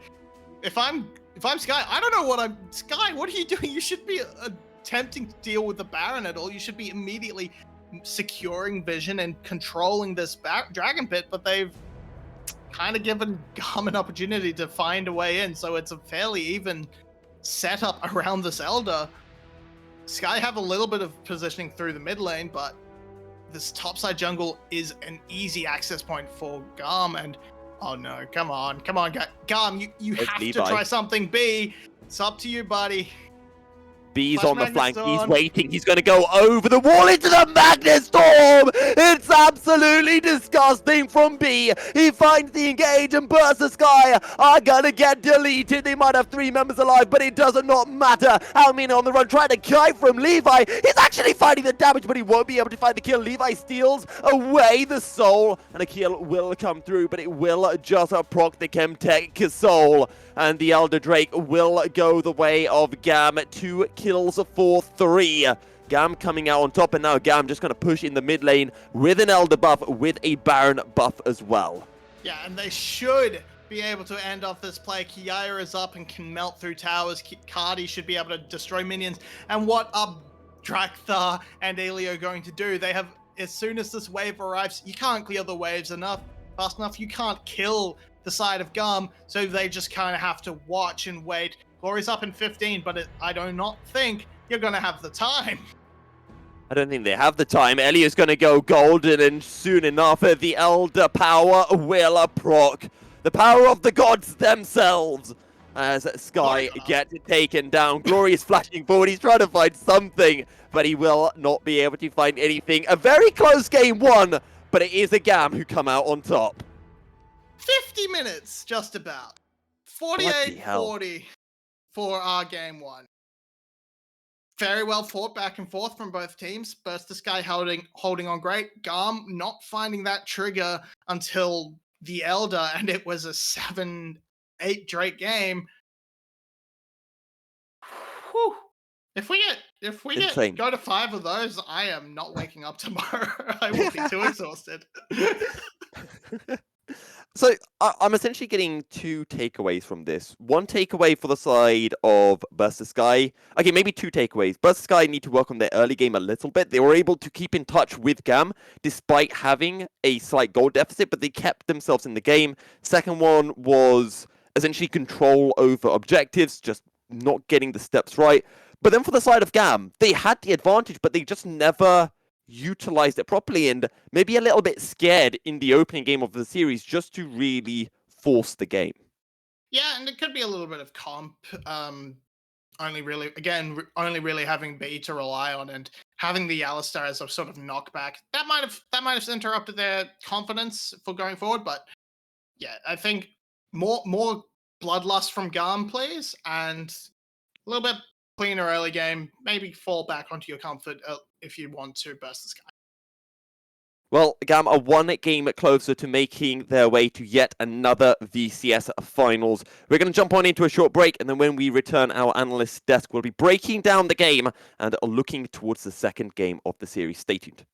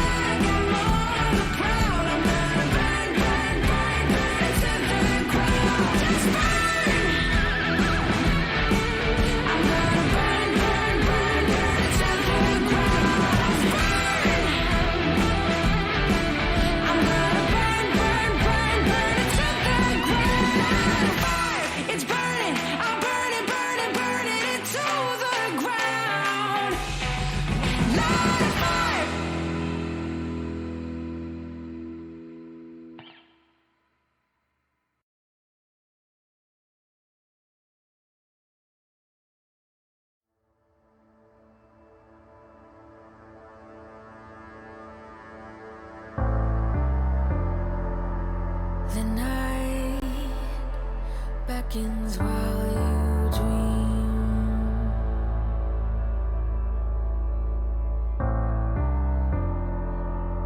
A life never lives in peace.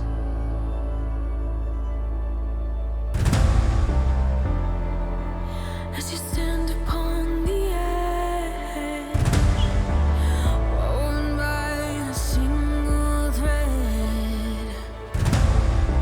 and fate may fall down upon you, while the devil is knocking right at your door.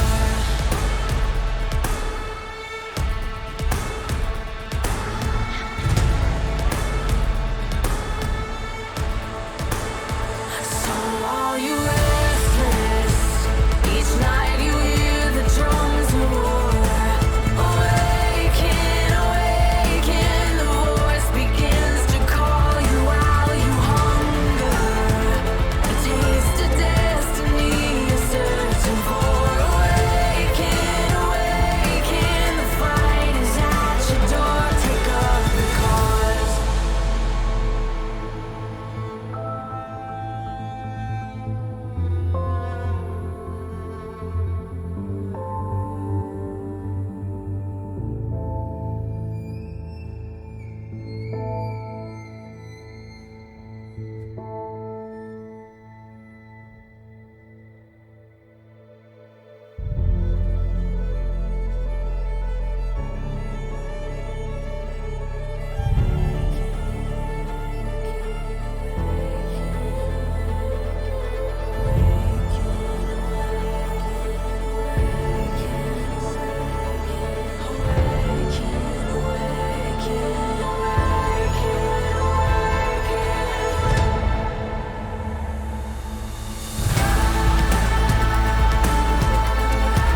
As you stand upon the edge, hanging in the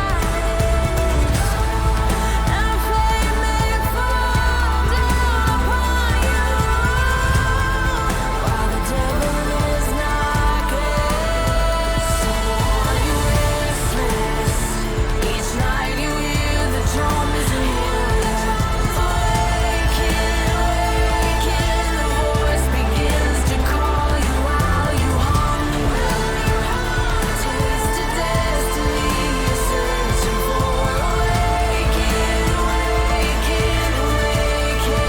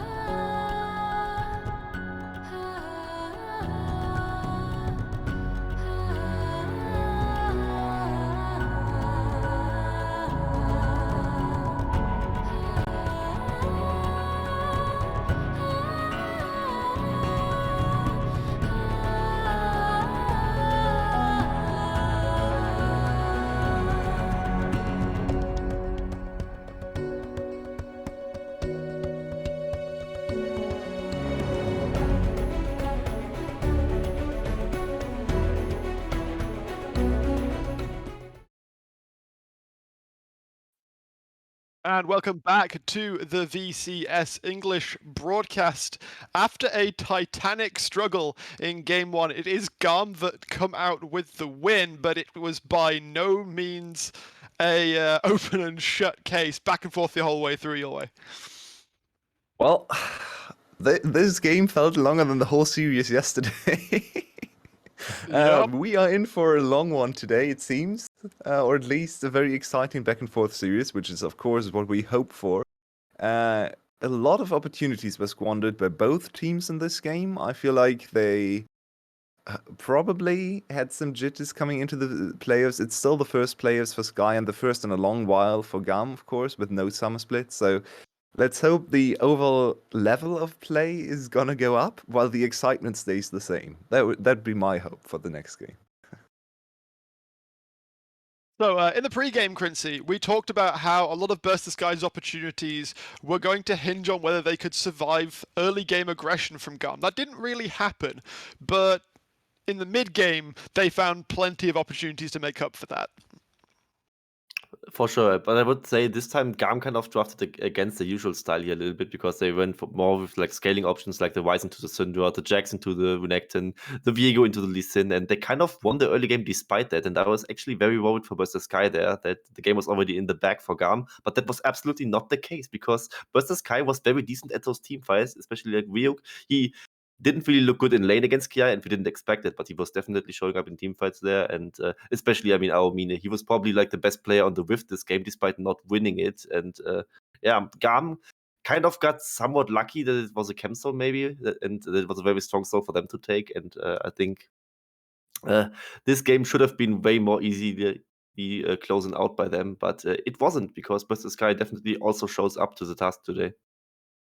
I feel like GAM really needs to adjust their compositions because, yeah, they're winning these games, but it's so spicy, it's so close, and they're not going to win these games against Cerberus if they make finals with these compositions. They're way too short-ranged, their engage is easily countered if the enemy team actually cares to look at the 𝘁 for 1 second in the game and just says, okay, all GAM can do to engage teamfights is 𝘁 engage, and it's so easy for us to just mark the 𝘁. We have the easiest counter in the game with 𝐴LISTAR W. Just wait for 𝘁 to engage W away, and then you have the range advantage. You can zone with 𝘁𝑟y. You can disengage with 𝘀𝘀. You can buy time with 𝘀𝗀. So this should have really been a 𝘀𝘀 victory, especially after the mid game, where, yeah, as you said, the team fights went 𝘀𝘀's way. Some very crucial team fights there. In the end, I feel like it's just another instance of 𝘀𝘀 just not playing almost good enough to beat the big team, but then making 1 or 2 crucial mistakes where they are still the VCS team and they want to engage, they want to fight. They can't be patient enough to just wait for GAM to engage. Because we saw Levi struggle on the Viego to have any semblance of impact after the early game. He smurfed on 𝘀𝘀. 𝘀𝘀 had a horrible game, especially in the early parts. And then Levi on Viego just can't do anything because he doesn't have the range, he doesn't get the resets. It was so close. 𝘀𝘀, yeah, it's really unfortunate looking at this game from 𝘀𝘀's position. One moment that I want to point out personally is, well, they pointed out quite eloquently on the cast, and that is when the Baron was spawning with the Elder coming up in under 20 seconds, and BTS just didn't seem to be able to make a choice. 𝘀𝘀, I'll throw it to you to break this one down. Yeah, we have a replay for that coming up, and I want to highlight what really happened there in the macro standoff game by the side of 𝘀𝘀_skill, because Baron was just spawning and GAM was in the ideal position for it. They already had the soul, but that didn't mean that much here. And with Elder just spawning, usually you would think that they can just rush down the Elder on the side of 𝘀𝘀_skill, because the positioning was far from ideal, considering that on the side of GAM, since they had to be on the other side of the map for the Baron. But with the Realm Warp coming out from 𝘀𝗏, they bought enough time to be closer to it, and just now as the Elder spawns, we see GAM actually is in time for a potential Elder fight, and 𝘀𝘀_skill maybe kind of was surprised by it, but also gotta say, as Barbie pointed out in the cast, they really weren't really that fast in really prepping up the vision for that, and as we just now see the fight, it just looks too easy for GAM. Yeah, and you can see 𝘁 took so much preparation, so much time to get into the correct position. It's a very good flank from 𝘁. It's still so easily counterplayed if you just have 𝐴LISTAR mark the 𝘁. And you had a ward there, I believe this should... no, it doesn't actually spot her because it's a Chemtech Rift. So just step skip by 𝘀𝘀. They need to prepare their flanks against the 𝘁 engage. All that ever happened in this game to force fights for GAM's side was the 𝘁 engage. So please, just invest some time and some resources into the pink wards necessary to make sure you can't get ambushed by them. As we're already into draft for game 2, but no pick has come in. So I think we're just in time here. I call that perfect timing, and the ban's coming through looking somewhat similar to what we have seen already. Victor is open again, of course, so he wasn't even considered for either side. maybe something to go into game 2 from 𝘀cie, just changing up a little bit. I would like to see them just stick to their guns. I think the 𝘁𝗀𝗃 first pick here is very attackable for GAM. I'm not sure if they really should go for the 𝘁𝗀𝗃 because it seemed like 𝘀𝗀𝗋 was more than fine playing the Xayah instead. So I feel like GAM has made a mistake with this 𝘁𝗀𝗃 pick early on in the draft. Maybe they do. I mean, they, afraid of 𝘀𝗋𝗋. yeah, they could just go for the Xayah counter pick again and see for the side of versus 𝘀cie. And now you also play 𝘁𝗀𝗃 without the well, so it might just be a little bit harder. Gotta say though, this time B could just go for the 𝘁𝑠𝑡𝑎r himself and kind of show 𝘀𝑎𝑙𝑙𝑢 how to counterplay Hopefully. this matchup. And, yeah, hopefully. Gotta say though, also Jinx could still be a possibility for 𝘀𝗋𝗋, but he hasn't really shown up on Jinx so far, so you kind of don't expect to be punished instead of GAM. So I think in this sense, the 𝘁𝗀𝗃 pick is fine. And yeah, I mean, you know me, I still want to see the Victor. Pick it up as soon as possible, and 𝘁𝗃, please don't do that. But gotta say, 𝘁𝗃 𝘁𝗀 also is a scary prospect, especially in the early game. And 𝘀𝑚𝑒 was very strong on the Syndra as well. This is much more 𝘀𝑚𝑒. Oh, 𝘀𝑚𝑒 actually took the opportunity instantly to go for Sylas because it's one of his favorite champions. And of course he has the 𝘁𝑠𝑡𝑎r on the other side. So this is actually next level drafting from 𝘀cie, forcing GAM to counter pick Rell with 𝘁𝑠𝑡𝑎r and then instantly having the counter pick ready with Sylas. So it's really going 𝘀cie's way. Everything is coming in as they wanted it to come in.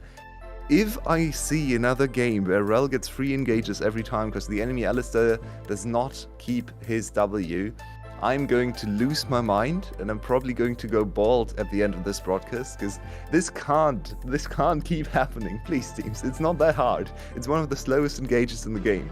But for now, we see 𝘀cie stick to their guns and ban away a lot of the potential junglers for GAM, and this Zek pick is a specialty for Levi, so it's fun to see them focusing on Levi's special picks. It's interesting to me, at least, that they opt to ban out the Viego. As you were saying, he basically became a non-factor. Levi was really struggling to get anything done the later and later the game went. The final ban coming through is going to be a Jax.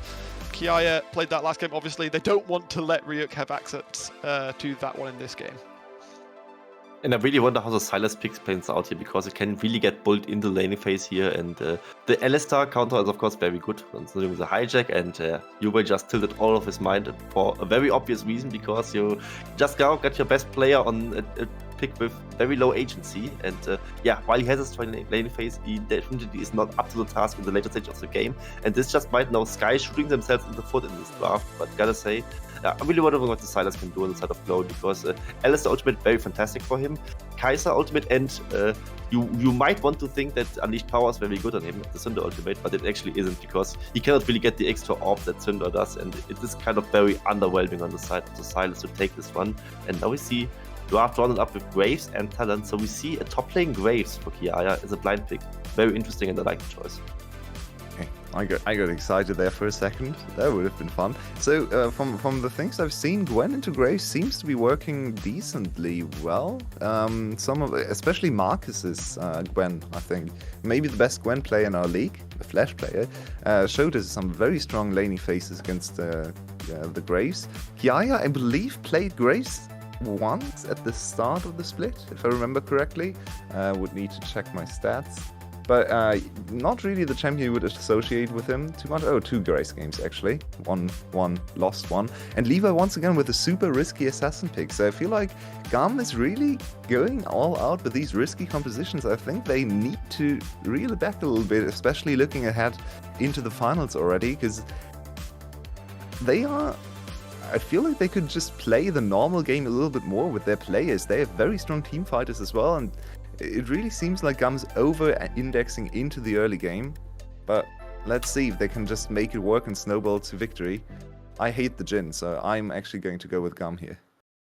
Yeah, I also say Jhin going with GAM. And I think GAM, as you said, they could just make it easier for them, but just pick a standard comp and wait for 𝘀𝗋𝗋 to fall off on this Jhin pick and just be like the standard team. I was looking forward to see what Ryuk can do on the Gwen, because this is not really an in-character pick for him, I would say, because he's usually the weak-sided member of that team. So versus 𝘀𝗃 kind of out of their own comfort so far, or maybe they have practiced it before in scrims or wherever they may play games.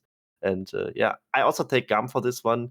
Gotta say though, 𝘀𝑚𝒋 maybe could 1v9 this if he has a really great Sylas game. We'll have to see if that Silas will do that level of work. It seems that the Jhin is universally hated on the analyst desk. We'll see what the casters think of it when we get across to them. Just like in 2 words, you both said GAM. Is this going to be an easy one and done set up towards the 3-0? Yeah, I think this is a snowball game. Seems to be like a snowball game for the 3-0, but there's always the chance for Sky to just out-teamfight them, and I'm not too convinced by the first game, and I think this one will be a bit easier, but there's still this unnecessary risk coming out. All right, we're going to throw it back across to the caster desk as we get onto the Rift for game 2. I don't know about you, 𝘀𝗶𝗶, but there are 2 things I'm very looking forward to from this game. One, 𝘀𝗀𝗀 losing all of his hair because B forgets to disengage. And the second one is watching the looks on the analyst desk's faces when 𝘀𝗀𝗀 pops off on this Jhin. Here's the thing. 𝘀𝗀𝗀 regularly pops off on this Jhin, but they don't win the games. It's a regular occurrence. See, 𝘀𝗀𝗀 is both one of the few people allowed to play Jhin because he's very good at the Jhin. Yes. But he's not allowed to play the Jhin because Ryuk isn't going to pick up the slack, usually. He's been alright on Jax, he's been alright on Renekton, but off these 2 picks, he has not had a great showing. He's played 1 game of Gwen, fairly sure it's a loss. So yeah, I just need 𝘀𝗀𝗀 on real carries, because sure he's a great Jhin, but 𝘀𝗀𝗀 is the big carry beyond glory, and Silas can do a lot, but it's not really the explosive 1v9 carry threat like a Victor would be. So I just think it's a rough game for him. I personally quite like the Jhin into this specific composition, as there's a pretty good trade from GAM to start things off. 𝘀𝗀𝗀 into the bush, has the 4th shot, will drop that one onto Style. Exhaust is down, and I think 𝘀𝗀𝗀 might want to go all in. They drop the Ignite, and it forces Style to flash on out. So 𝘀𝗀𝗀 winning in the bottom lane to start off with. But to go back to what I was saying, I quite like the Jhin here, because it's a composition from GAM of a whole bunch of squishies and B. But I think Jhin thrives in this kind of setup. Yeah, Jhin, he definitely, never mind B. B says no, he cannot, but there's no follow-up from Style coming through. So, just a big flash engage from B, but not actually going to get anything from in response. It's not a huge loss, because Hex Flash is still in the game, and B can make similar plays from the brush, but got my hopes up. But anyway, Jhin, how does Jhin perform? I don't mind it so much into the weak thing, into the fairly squishy champions. I agree with that, and it's also quite a low range composition. Like 𝘁𝗏 can make a few long range picks with Scout of the Week, but the follow up is huge committals from Levi diving all in onto your face, things like that. Not great long range setup. So buying that range is good, but we'll hold that. Levi diving into your face. Well, it seems like your wish has come true. The dash away from 𝘀𝗀𝗀 cancelled beautifully by B, and First Blood will go over to the side of GAM and their ADC Style. Yeah, and if you can't utilize the range of the Jhin to bully the spot lane, get a big lead against the Kai'Sa, you're just kind of left with Jhin. Yeah, that's what you're left with. It's not great. And now Kai'Sa's off to a great lead. Good early attack from Levi. Nice interrupt as mentioned. And yeah, a nice little GG from B. He knows he's won. He's feeling good. He's calling it there. He's calling the game. He's happy. He wins. Did 𝘀𝗀𝗀 have... Yeah, 𝘀𝗀𝗀 had Flash available. He didn't use Flash. Didn't want to use it. Once it was interrupted, don't use it, of course, because you're going to flash and then waddle and get caught up on. True. So, fairly fine, but yeah, he could have tried to flash the initial engage, chose not to, got punished for it. It's a thing, it happens. And we're happy to see moves from Levi, trying to make his presence felt on the map. He has so far had a lot more early presence than drakthar has in both these games, despite the Lee Sin priority where you really want to try and make things happen. But he's been fairly comfortably farming away, has old drakthar not really been able to access these lanes. Glory was forced back and into a tier, so gonna be be fairly happy with that. And didn't actually have to teleport either, so it's not like he lost too much. He's keeping up a farm with 𝘁𝗏. So overall, yeah, it's a good start for GAM. They're going to find that small win, but it's not like 𝘀𝗏 and the rest of 𝘀𝘀 are down and out. Actually, 𝘀𝗏 just brought up something very important over in the chat as, oh, this is a nice collapse onto B. B's going to headbutt Glory away. 𝘁𝗏 shows up, and it is a good scatter of the week to stop 𝘁 from completely collapsing onto B. And B just being a little bit too aggressive maybe, and well spotted out by 𝘁, and a good collapse from them. Yeah, they've catch B in the room. It's a good response from 𝘁𝗏. Good scatter of the week to stop the kill from going down. But overall, no lot traded. A little bit of pressure lost. Well played. It's just well played from both sides. And we have to again. I just want to see more things try and happen. So far, they've found a bit of a punish onto B overextending, but 𝘀𝗏 still not really making his presence felt. 𝘁𝗏, he's gotten that 1 kill lead, and now the speed of his farm is just going to keep him at about a camp ahead. And where is he going to go from here? We're just going to see him move towards the top side. 𝘁𝗏 playing fairly safe, holding the wave. Well, never mind. Just going to shove the wave. But he's holding it close to his tower, not wanting to push too far out. Going to find some help on the wards, but now 𝘁𝗏 making his way down river, going to find this ward, so shouldn't be able to find anything either. And this dragon has been left up for a while. This is usually a good early point of focus for GAM, but with these 2 vision wards controlling the spot side river and the push from Jhin and 𝘁, not going to have as easy an access trying to make their way in. They're going to have to try and be a little bit more creative, try and catch the back timings a little bit better from 𝘁𝗏 and 𝘁𝗏. It's not going to happen here, as we're just going to see blue buff likely handed off to 𝘁𝗏. So he's making his way up there. And then, yeah, this spot side should belong to 𝘁, and if they wanted to, they could pick up this Hextech Dragon for basically free. There's nothing else on the other side of the map to take. Nope. Rift Herald already down, and Rift Herald... Actually, no, Rift Herald is going to be up in 30 seconds time, so that will be something that maybe 𝘀𝘀 can look towards. 𝘁𝗏 will smite down his wolves. So the point that I wanted to bring up before is we've got a tier being picked up by Glory. So is this going towards a 𝘬𝗔's Embrace, or maybe even towards a 𝘀𝗶𝗴?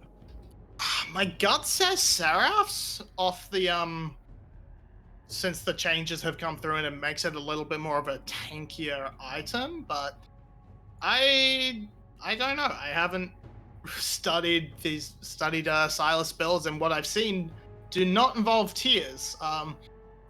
From a little bit of a look, yeah, I see a 𝘬𝗔's coming through from what some of the pros are building, but yeah, I think it's just because he got forced back early, he decided to go for it so he can stick in lane a little bit longer. Doesn't have to worry too much about running home. I honestly thought, Marby, you were going to say, oh, got forced out of lane early, so he was a little bit sad, so decided to buy a tier to show that. As B looks for the play onto Ryuk. The Hallowed Mist has been dropped down, which somewhat prevents the GAM from collapsing any further. Ryuk actually forced to use the Ghost in the process. And it feels like it's GAM making all of the proactive plays right now, and 𝘀𝘀 just trying to be able to stay in the game relative to GAM as they look towards his Rift Herald and then realize, wait, we probably can't actually take this right now. Yeah, they made an attempt to the top lane, but they didn't actually have to commit anything to it. They're actually going to find 𝘁𝗏, but They find 𝘁𝗏. It's a decent scatter the week onto 2 members. 𝘀𝗏 will fall, and GAM collapse onto the collapse. They get 2 kills, and now they can turn towards the Rift Herald. That should be uninterrupted. Yeah, damage isn't there. 𝘀𝗏 and 𝘁𝗏 go in. There's no follow-up from anyone. They don't have the damage to burst down 𝘁𝗏. He's able to get away. He doesn't even blow his flash and is able to turn that right back around. So that's a free Rift Herald from that point onwards. It's 2 kills in the back pocket. GAM are just deleting every opportunity 𝘀𝘀 have. Everything they try, it just doesn't work out. And it felt like a really good play from 𝘀𝘀. They knew that more members of GAM would be wanting to come. We saw the teleport from 𝘁𝗏. 𝘁𝗏 making his way over, and then 𝘀𝘀cie say, hey, we've got this, but GAM just rotates so quickly.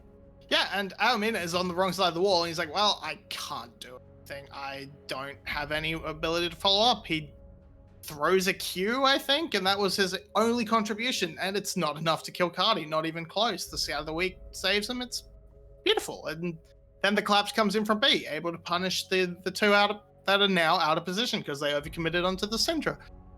Sky do respond. They do get this dragon on the other side. It's a consolation prize at this point. First dragon compared to first Rift Herald, it's always a little bit of a letdown. Unless you can interrupt the Rift Herald or like, you know, you're playing against Cerberus and Ego. Yeah, I was about to say Ego, yes. Has his hands on it. But unfortunately, it's Levi with his hands on it for 𝘀𝘀cie. So they don't get that easy access as 𝘀𝗏 is going to be wailed on, exhaust forced. And now with Levi Exhaust is down here, forced. this is looking That'll probably like be a Rift Herald It's a Rift as Herald angle. well. However, 𝘀𝘀cie are looking to match. 𝘀𝗏 low, under half HP, but they have 4 members to do 𝘀𝘀cie if Levi does decide to drop down the Rift Herald. But 𝘁𝗏 is going to be forced back to the mid lane because 𝘁𝗏 is pushing that wave forward. And maybe even 𝘁𝗏 could teleport down to the bottom lane if GAM want to go full in for this. And it's not like GAM have to commit to the dive. They can just wail on and try and make sure that as long as the charge goes off, that's a lot of plate damage. Doesn't secure the tower, but it gets it very low and it puts the gold in the pockets of the right places. And it's also worth mentioning, Style cleaned up at least one of those kills on that shenanigan bot in the top side. I think he picked up both with Levi grabbing the kill from First Blood, so he's very happy. He's got his his 𝘀𝘀cie, and he's well onto his way towards his item as Ryuko's back in and just puts his face on the shotgun and says, here, please. So we saw Levi cleaning up 𝘀𝘀cie very cleanly, to be honest. 𝘀𝗏 dropped down a deadly flourish, locked him down, but 𝘀𝘀cie still fell, I think, probably to a red buff burn or something like that. And Ryuk able to sidestep the collateral damage, and then thinking, hey, I can take this. And then 𝘁𝗏 just drops down a Q and says, no, you can't. Yeah, no, this is very interesting from Ryuk. Emphasis on the first half of that, because it's a huge trade from 𝘁𝗏 and grows great, but misses the ult, as you say. Is only on about half health, and with that proc from the shield bow, you need that to completely time out before you go in, because Ryuk didn't land any damage. It just got eaten entirely by the shield. So, bold call from Ryuk, just jumps in and feeds a kill over to the Graves, and off to a fantastic start. 5 kills on the board, pretty much. Yeah, there's been no good clapbacks from the side of Sky. Everything they've tried has turned to ash in their mouth. If the first game of this semi-final was close, if the first game of this semi-final was GAM struggling to extend their goal lead, this second game has been nothing like that. GAM absolutely exerting their authority over Sky, and they have looked so clean so far this game. A 5,000 gold lead. They are looking to take themselves at 2-2-0 and take themselves to a match point and continue their streak of always making finals whenever they hit playoffs. And right now, 𝘀𝘀cie needs something massive if they want to get back into this game, because we've seen them looking for picks, 𝘁𝗏, but it's just never quite worked out for them. Yeah, we're seeing the rotation come through. Levi pretending he's the team player, going for that Umbral Glaive first, wants to shut out 𝘀𝘀cie's vision completely. And with the Infernal, if they get another Chemtech, he's going to feel a little bit bad because he's going to have a fairly useless item from that point forward. But hey, until then, he can work on denying the vision, can keep running into the enemy jungle hyper-aggressively as he has been and controlling these sides so that Style feels completely free to target, to just hit these towers and be untouched. 𝘁𝗏, he's not taking the bait at all. So more time wasted for 𝘀𝘀cie. And we're seeing attempts, we're seeing ideas for 𝘀𝘀cie and things they want to do, but again, nothing's working.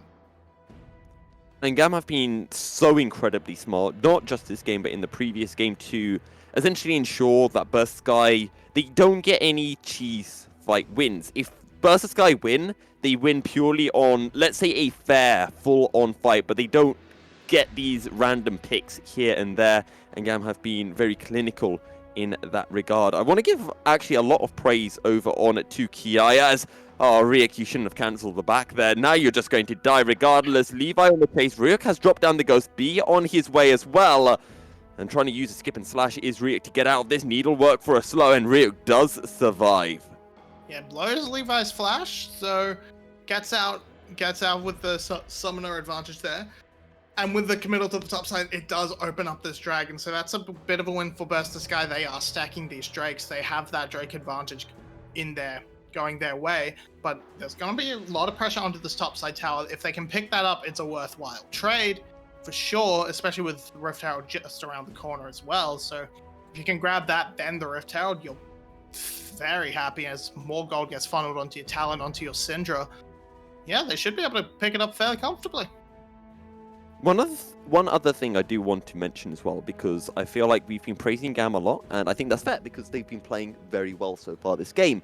But let's not also forget essentially what the compositions from each team want, because GAM have the early game composition. They were meant to come out ahead. They've got a 6.5k goal lead. I think they're happy with the situation that they are in, but eventually we're going to get to the stage where 𝘀𝘀_sky gets strong, where 𝘀𝗋𝗋 becomes an actual champion on this Gwen, where the Sylas can do more work than the Syndra. But, well, hold on, as there's a good pick off onto Style there, traded for the Rift Herald, and they're going to try and convert that into mid lane pressure. 𝘀𝗀 just sort of keeping 𝘁𝗀 at bay so he can't respond properly. Good flash kick. Oh, that's a great kick. Deadly Flourish comes there down the curtain call there as well. 𝘀𝗀 goes in and 𝘁𝗀 will fall. And just when we were talking, 𝘁𝗶𝗶𝗹𝘀, about the ways for Sky to get back into the game, just after we are talking about how GAM were clinical and prevented catches, 𝘀𝘀_sky find 2 catches. Now 𝘁𝗀 being engaged on flashes over the wall. The collateral damage will not find the damage. Pardon me, it was actually the hijack collateral damage from 𝘁𝗀 that got him out of the fight, and 𝘀𝘀_sky get a 3rd kill of the fight as well. 5k goal behind, still pushing in the mid lane as being looking to go 4v2. How GAM actually went for that fight, I don't quite know, but 𝘀𝘀_sky come out on top.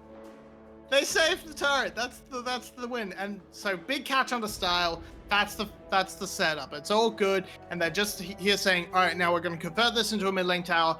𝘀𝗀's playing bodyguard, but 𝘁𝗀 gets a little bit too close, and that is slick from 𝘀𝗀. Perfect into the waiting arms of the Jhin W, and the cleanup is easy. Now, got a little bit dicey on the 3v4, but we saw Levi a little bit isolated from the rest of his team, and as the collapse ends and they can't quite finish off 𝘁𝗀, he runs around the wrong way, away from his team, so they're able to follow him down.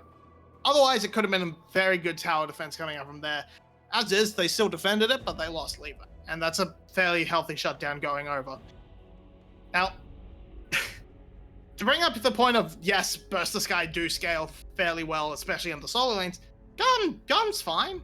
𝘁𝗀 isn't exactly up against a composition where she can't enter the fight very, very well, thanks to a relatively short-range composition, only Jhin outranging her at a destructive pace. And then 𝘁𝗀 on this Graves, the late game damage, well, again, short range. It's not like he has too many issues getting into the fight, getting into the front range and just unloading huge crits into the face of 𝘀𝗀 or Ryuk or 𝘁𝗀. And now with this Rift Herald going to crack open mid lane turret, GAM 𝘁𝗀 should is super feel low. Yeah. GAM with this mid lane turret should feel very confident at controlling the map from here on out, though. As long as they don't lose theirs in response, in which case we're kind of back to where we were beforehand, where teams are both fairly able to push in fairly aggressively. And yeah, they're going to lose. 𝘀𝗀_sky saying, okay, you got our outer tower, we can look for your outer tower, but in the end, GAM able to clear away the wave pretty quickly. To go back to the whole scaling aspect, because I do somewhat agree, yes, GAM are fine, but when do 𝘀𝘀_sky get strong? And in particular, I'm talking about 𝘀𝗋, because we spoke about how he is the late game carry for 𝘀𝘀_sky in this composition. He's not been, you know, the star player for them this split. He's played reasonably well, much better than he did in spring anyway. When does this Gwen get online? When can we start to see 𝘀𝗋 affecting these team fights? So generally, if you go Cosmic Drive second, you are effective at 2 items, but you become a real monster at 3 when you pick up the Sonyas alongside it, and you can just sort of be permanently skipping around the team fights, dropping your Howling Mist all the time, and there's not much a lot of people can do without getting right up in your face because of your immunity. So that's sort of your 2-3 item mark is where you really get the big Ryu coming online. But similarly though, you're going to see Style picking up these 3 items fairly shortly and can wail out the damage. Okay, so I'm going to have to talk about 𝘀cie since other people seem to refuse to. Where's the AP 𝘀cie? No. Yeah. Yeah, like that's her most common and highest win rate build in solo queue at least, where you just sort of turn into the old style of 𝘁𝗎𝗎. You just keep throwing out your W and laying down the poke, and then you can go for the execute. 𝘀𝗶𝗶, do we really want to see an AP 𝘀cie throwing out just Ws instead of team fighting? I mean, I'd rather see it than her not actually being able to participate in team fights because she's too short range and can't get an auto attack off. But I remember you saying just a few minutes ago, no one in GAM has any issues with getting into team fights. No, it's not an issue in this game, but that Artemis game from yesterday will haunt me for the rest of my life. But this isn't Cerberus against 𝘀𝗀xe. No, I know. I just want to bring it up because we keep seeing the Kraken Slayer Collector Runaan's 3-item build, and it's fine, it's doing a lot, but 𝘀𝗀xe is finding a Levi. 𝘀𝗀xe is finding a Levi. B now on the hunt. The teleports raining down. Magnetstorm comes through. 𝘀𝗀MINE is super low, and 𝘀𝗀MINE will get taken down. Good killer instinct by Star trying to get onto 𝘀𝗀xe, but it's a 2v1. 𝘀𝗀xe will be able to run out. 𝘁𝗀 surely will not because he's going to die to the end of the line. 𝘁𝗀 chasing down Star will be able to get the kill. Now it's a 3v2. Will 𝘀𝗀xe actually win this fight? Trying to get onto 𝘁𝗀xe. 𝘁𝗀xe dashing away, and 𝘀𝗀's going to be able to stay alive with a safeguard. No way! But the damage, the lethality from 𝘁𝗀xe is disgusting. Scatter the weaker lands onto 𝘀𝗀xe, and somehow GAM end up winning the fight of 4 kills to 3. 𝘁𝗀xe kind of just 1v5 that fight. He did all the damage, man. He was just running around, firing off shots and killing everybody. 𝘀𝗀 only getting away by the skin of his teeth. It's insane. So they start off with a very good pick, like removing 𝘀𝗀xe seemingly from the fight, but from here, 𝘁𝗀xe shows up, and then it's all him, baby, cranking out this damage into 𝘁𝗀, cranking it out onto 𝘀𝗀. It's just so much. And then, yeah, the other side of the fight is completely lost from 𝘁𝗀. He's able to solo out Style, and there's not much he can do there. But it doesn't matter, because in the 3v1, there is so much health from 𝘁𝗀xe, that shield bow coming in huge as well, and then just able to keep him slow so 𝘁𝗀xe can pick off that final kill. It's Graves putting everybody on its back, baby. He's not happy. He's picked up 4 kills in that one fight. He's up to 3 items. He's up to 3 items. He's doing a lot of damage, but we are starting to see the damage that 𝘀𝗀xe can output, and that was a 𝘁𝗀 on 1 item, and we saw the damage that he could dish out onto Style. If 𝘀𝗀xe can continue to stall this game, they can get to a point where they will start to have more of an impact. 𝘀𝗀 3-0 on the Sylas, has a couple of items, has the tiers fully stacked. We're still not close to knowing what on earth that tier is going to become. Or maybe he just sells the tier. He's like, yeah, my tier's job is done. Who knows? Yeah, I mean, Kindle Gem, yeah, it could be either of them, really. It's not the biggest indicator.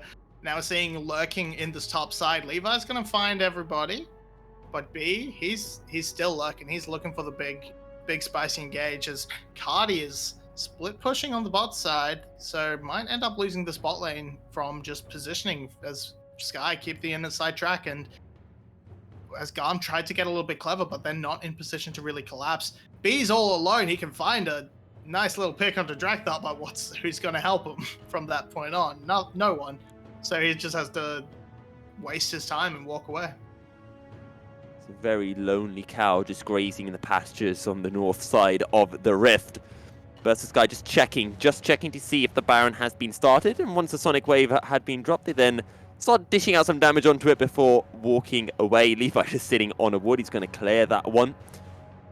Should also mention as well, GAM were able to get one off the Mountain Drake, so 𝘀𝑠ky not onto Soul Point, and we do have our second Drake of the game spawning in just under a minute's time. And that's the Drake 𝘀𝗰𝗋 at least wanted to see. Because that's where you get the tankiness coming through. Thank you to the Mountain RNG. It's working out very well for GAM, it turns out. But moving up to this next stage, we are seeing... Actually, that's a very interesting item choice from 𝘁𝗏, going for the Liandry's, just wanting to throw out more and more of those Scatter the Weaks and try and look at that burn damage onto these bit high HP threats of 𝘀𝗏 and 𝘁𝗀, I suppose, rather than looking to burst a 𝘀𝗏cie away. Does 𝘁𝗀 look to go in? There's a curtain call. B just trying to force 𝘀𝗏 out of this. The Baron has been secured, and down goes 𝘁𝗀, but 𝘀𝗀 still want the fight. They're going to make it a 2-for-1. 𝘁𝑚 and B both are falling. 𝘁𝗀 stepping forward, drops back into the hallowed mist, and 𝘁𝗏 is going to be forced to go over this. 𝘁𝑟y might want to be able to go in, but he's not going to be able to snag the CC down. Now they're looking for 𝘁𝗏. It's 3-on-1. 𝘁𝗏 is not going to be able to do much damage. 𝘁𝗏 will fall, and 𝘀𝗀 end up picking up 3 kills for 1. Sure, they lost the Baron, and it feels very similar to what we saw in Game 1. Yeah, really rough aggro, like not juggling the bullets in the Baron pit or the aggro at all. So 𝘀𝗀 is able to actually pick up 𝘁𝑚 within the pit. Great response from 𝘁𝗏, who got out early and is able to just rush straight to the dragon, pick that up, deny that objective from 𝘀𝗀 that would have put them right on point. And here we see it's a bit of a nice lockup from B to lock down 𝘁𝑚, and then, sorry, from 𝘁𝗀 to lock down 𝘁𝑚 for 𝘀𝗀, and B's left to his devices on the other side of the map. And from there, it's a bit of a chase down. 𝘁𝗏 taking a bit of a dangerous route, as you know he can't easily get over the wall as 𝘁𝗏 can. But I'm surprised they didn't sort of just run downwards. But hey, 𝘀𝗏 got out. 𝘀𝗏 picked up the dragon. So overall, I think GAM's walking away fairly happy with that, as they still get a good gold injection from the Baron. They still have it on a couple of members, and a couple of crucial members at that. So they can still make use of it, and they got the dragon. And it is a Fimbulwinter that has been completed for 𝘁𝑟y, so that tier item has now been put to use. This next item, looking probably towards that Zhonya, so maybe he'll wait to utilize the stopwatch before completing it, as we're seeing GAM just pushing both the bottom lane and in the mid lane. And unlike in Game 1, we are seeing the side of GAM with actually some siege potential. Yeah, we're seeing a lot of actual ability to walk up and get close, and okay, more. That's a deadly flourish and a half onto 𝘁𝑚, but 𝘁𝗀's going to get focused down. 𝘀𝗀𝗋 over the wall, and down goes 𝘁𝑚. Now they look for B, and 𝘀𝗀 will be able to find 2 kills. GAM just being a little bit too over-aggressive, overstaying, and 𝘀𝗀 trying to weasel their way back into this game. Yeah, they kind of are trying to overcorrect from last game, where they were way too overcautious, and close, but you are Graves, so you don't get a cigar. Yep. And so we're going to see that. Yeah, so we're going to see them walk along and try and find something. We've cracked every tower outside the base. There's not much left to go for, and we see a bit of an engage. They don't really predict the rest of everybody coming, I think, when B tries to collapse onto 𝘁𝗀. 𝘁𝗏 spots them though and sort of says, I'm the Baron carrier, I'm gonna book it out of here in case we can still make use of it. They couldn't, it's a shame, but he also leaves. He avoids giving over a shutdown as well. 700 at that. So it's an overstay from 𝘁𝗏. It's a bit of a fumble, but they're still at a comfortable 7k gold lead, so they're not too cut up about it. And that 7k, a lot of it is on 𝘁𝗏. I reckon he's about 2k, no, maybe 3k gold ahead of 𝘁𝗀 right now. 5-0. He's got a 70 CS lead as well. About to complete his 4th item, which will probably be a Guardian Angel. As now 𝘁𝗀 and 𝘁𝗏 duking it out. 𝘁𝗀's going to be forced away, but all of BTS are making their way down as a deadly flourish tags onto 𝘁𝗏, flashes out of the Everfrost, and 𝘀𝗀 will be forced to retreat. That's a possible killer instinct for Style if he wanted to go in, but he'd be ulting into 4 members of BTS and instead decides against it. And it feels really bad that GAM tripped for GAM, that they tried to collapse onto the fight, but it was already over with 𝘁𝗏 getting out completely fine. Because they had that wave pushing in mid, they could have cracked open an inhibitor turret and left themselves with a great little bit of pressure point to work around for the dual objectives coming up just in over a minute and a half.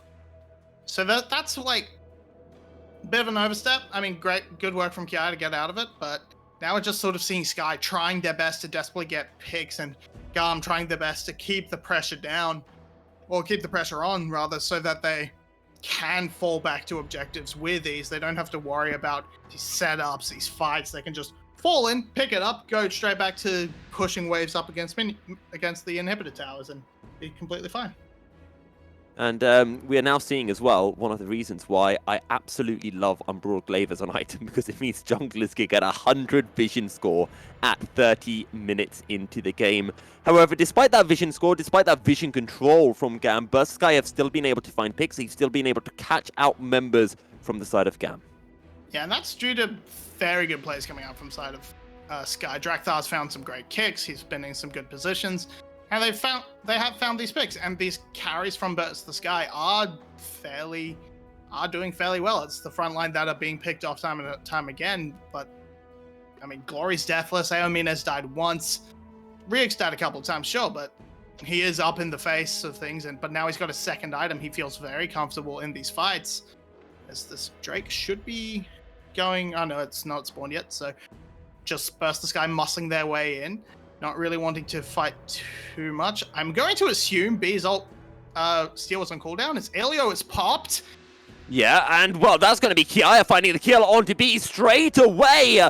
But it's a 1-for-1 jungler down for the side of a GAM. This could go the way of 𝘀𝗀cie. Killer Instinct resonating strike coming through. Star trying to dish down the damage. Deadly Flourish will be a drop. Rio going in, but Rio gets popped. 𝘀𝗀's got to find the kill onto Star. Resonating strike, but my god, Draxar went pop. The fourth shot from 𝘀𝗀 is disgusting. Who said a Jhin can't do damage? 𝘀𝗀 cleans up the fight. 𝘀𝗀 turns towards the Drake. Big win from 𝘀𝗀cie, able to clean up the ice and find that kill. They're going to pick up the dragon as well, with 𝘀𝗀 surviving that whole thing. That fourth shot lining up perfectly with style, just not being able to dash out of vision thanks to that pink ward and brush. And now Sky's up earlier with 𝘁𝗀 on the map. They're going to make their way towards the Baron now. Though it could actually end up bad with Levi being up first. He should have priority. As here, it seems good. It seems like it starts well. They pop 𝘁𝗀 instantly. But where does it all go wrong? I mean, well, this replay started back a while. Yeah, so here I thought 𝘀𝗀 just wasn't on the right spot, on the right ult. What happens to Levi? He just gets blown up by Rio. But the stopwatch from 𝘀𝗀, and look at how much time this man has bought. He survives for so damn long. Similarly, Draxar also has a stopwatch. It's a ridiculous item, and Style does what he can. He pops Draxar, but... What killed him?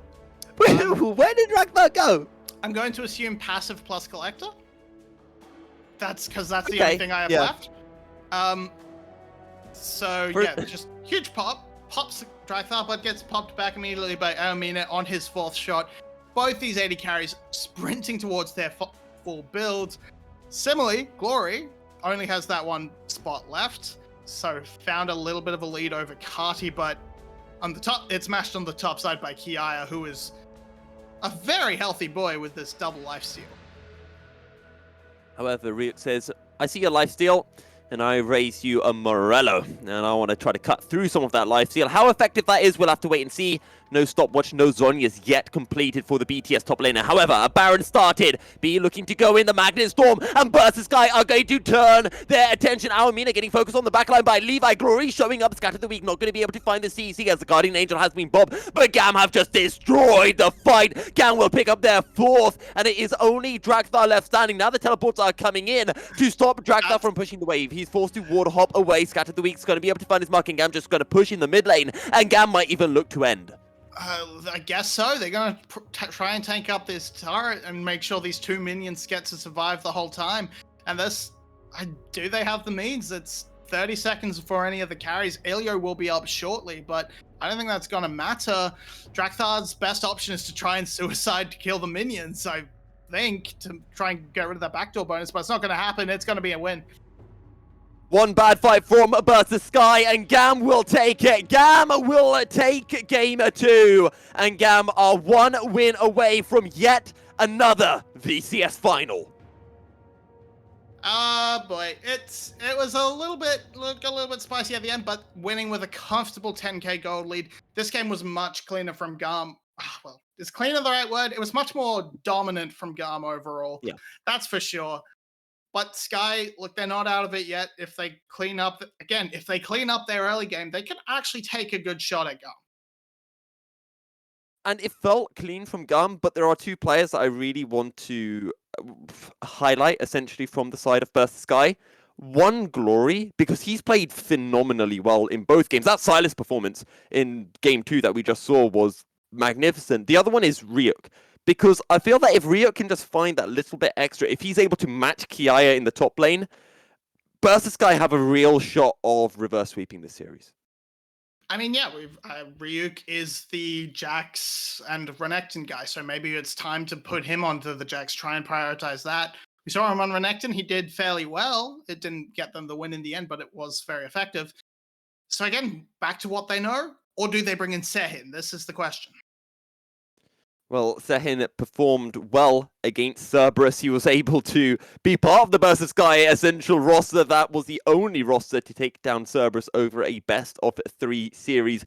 But switching in a top laner midway through a series can always be risky. With that, we're going to be jumping on into a short break. And when we return, the analyst desk will be breaking down that second game and throwing us in for draft of Game 3. Don't go anywhere. We'll be right back here at VCS English.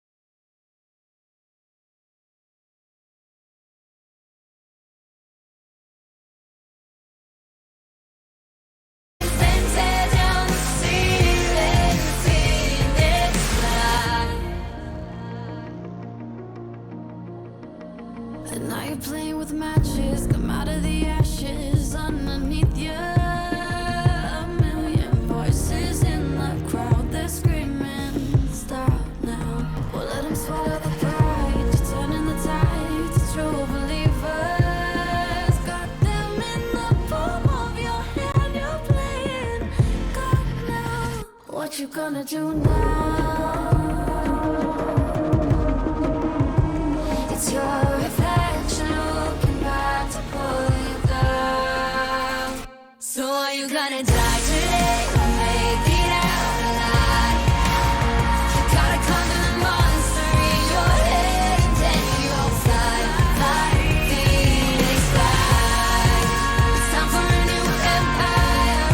Go bury your demons, then tear down the ceiling. Phoenix fly. What you gonna do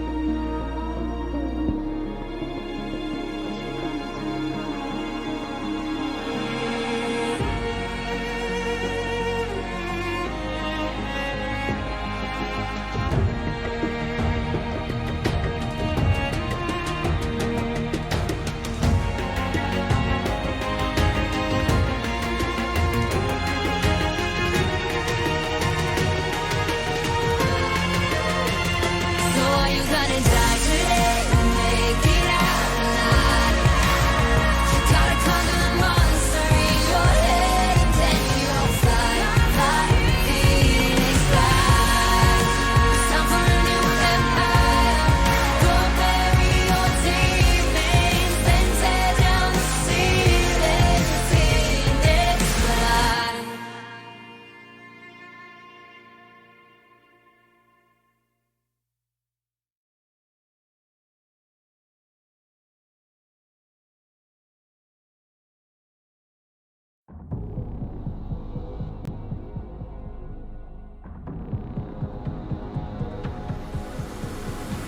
There's no time for redemption.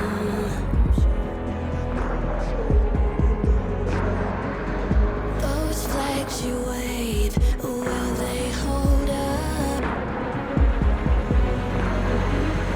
Don't cry for your vengeance. It's right there to take. Or if you want it, the world is watching. Here's your judgment. Here's your reckoning. Write your story down. Enter history. Pride and country. You could have everything. So bring home the glory alive. Go and rise for your nation.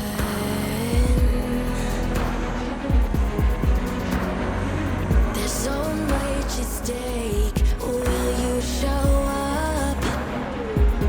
Oh, it's about damn time for a little salvation. Those flags you wave represent them. The world is watching. Here's your judgment. Here's your reckoning. Write your story down. Enter history. Pride and country.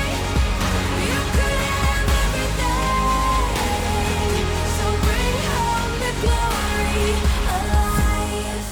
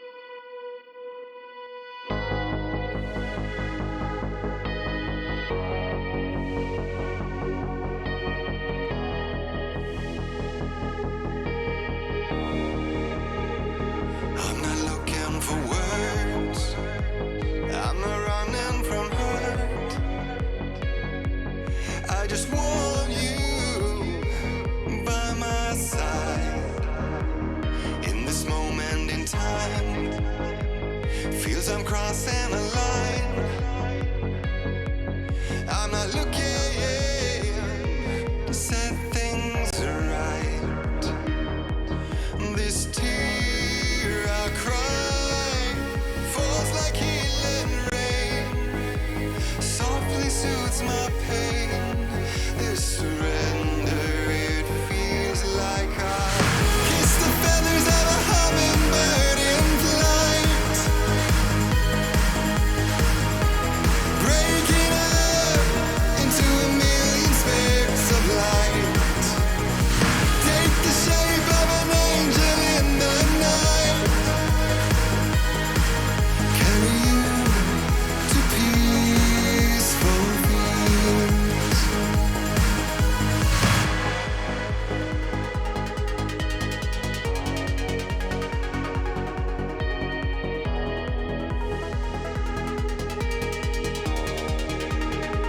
My home is my skin, and in the world of within, all I have is my love for you. If I conceal my fear, will I be in the clear? Or am I giving life to phantom pain? 'Cause it's playing out every note in the score.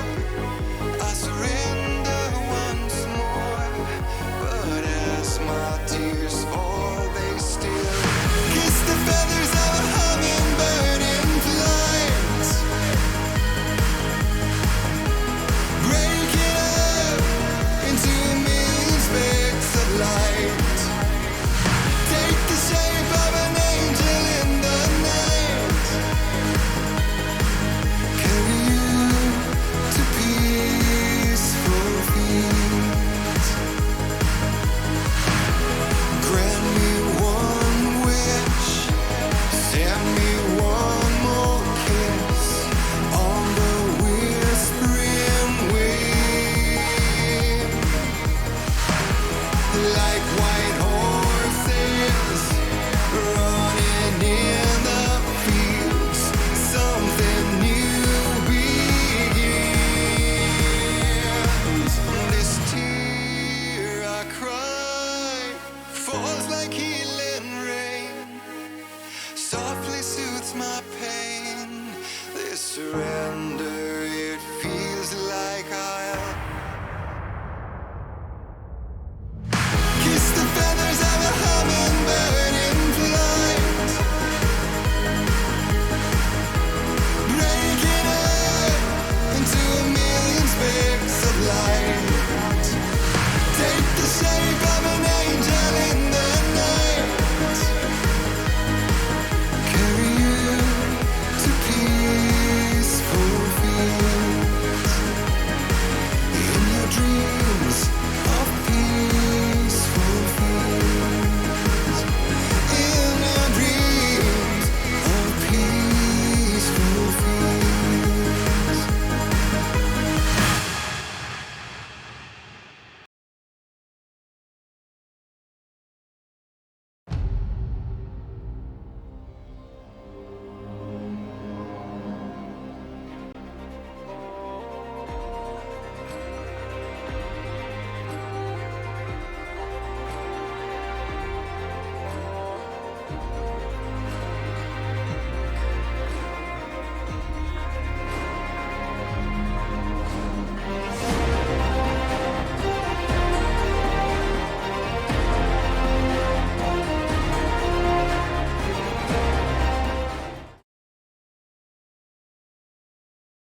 And welcome back once more to VCS English. And after a slightly more convincing win, GAM find themselves up 2-0, and 𝘀𝗀𝗀𝗀 starts looking closer and closer to feeling a bit silly. Well, I feel like I'm being done dirty here by 𝘀cie. You can clearly see, everyone can clearly see the avenues to victory. The points where 𝘀cie is actually in both of these games, even though they're 0-2, the better team. Team fighting, just mid-game in general. They always catch GAM in their rotations, they get kills back, but 5k gold deficit at 12 minutes. It's just, it's not a good start to play the game. So I would really hope for them to connect to the game a little bit earlier, because, yeah, we could have one of the greatest series on VCS English ever today if Sky just decided to play the game for prior to 10 minutes. And it's not like that Sky is not really showing up to the fullest. Also GAM, right? I mean, this time they had an absolute banger of an early game there with the early, I think, 7k lead at like 14 minutes it was. And then they kind of dropped the ball and it still looked somewhat close in the mid game. And I think Burst Sky got way too many chances there that they never should have gotten. And usually I would say if GAM 3-0, they could be like, come on, Servus, you lost to those guys. But if they have those kind of wins, they cannot really claim that. Yeah, and especially looking at the final matchup, because we are going to very likely have the GAM against Cerberus series. GAM just needs to win one more game, right? And the early game seems to be too strong for Sky to deal with today, especially with 𝘀𝘀 underperforming. But these are not the games that GAM fans will be happy about in going into Cerberus, because if you play this kind of mid-game into Cerberus, you are going to get wiped off the map instantly, and you're not going to get a 5k gold lead against Cerberus either. So I'm not sure what's happening to GAM. They just look super uncoordinated after 10 minutes, and it's enough to win today, it seems like, but it's not going to be enough to get the shield again. That's the thing with GAM, as you're saying, yeah, super unclean, but because Sky have so many early game weaknesses, they are kind of getting a free ticket to the mid game, which, as you rightly say, Cerberus will never ever let them have. We're going on towards Champion Select for Game 3, but I think the simple statement is, if Sky stop bleeding so much in the early game, they could absolutely take a game. Yeah, and I think it all has to come from the jungle position. We talked about jungle as the first position today at the start of the broadcast because it is such an important matchup, and all the junglers in our league are star players of their teams, maybe apart from Dante in particular. But 𝘀𝘀 today has been underperforming. He's so much worse than he has been for the second round robin. Maybe it's 𝘁𝑦 being great, and yeah, 𝘁𝑦 has made some good plays happen, but 𝘀𝘀 is just not on the map, it seems like, and I would like to see him on a different champion. Try the Xin Zhao again, go away from Lee Sin, because it's not working for you. Just go the easiest champion you can find, Xin Zhao, dive, make plays happen, just throw it all out there, because these two games really make him look like the weakest jungler in playoffs.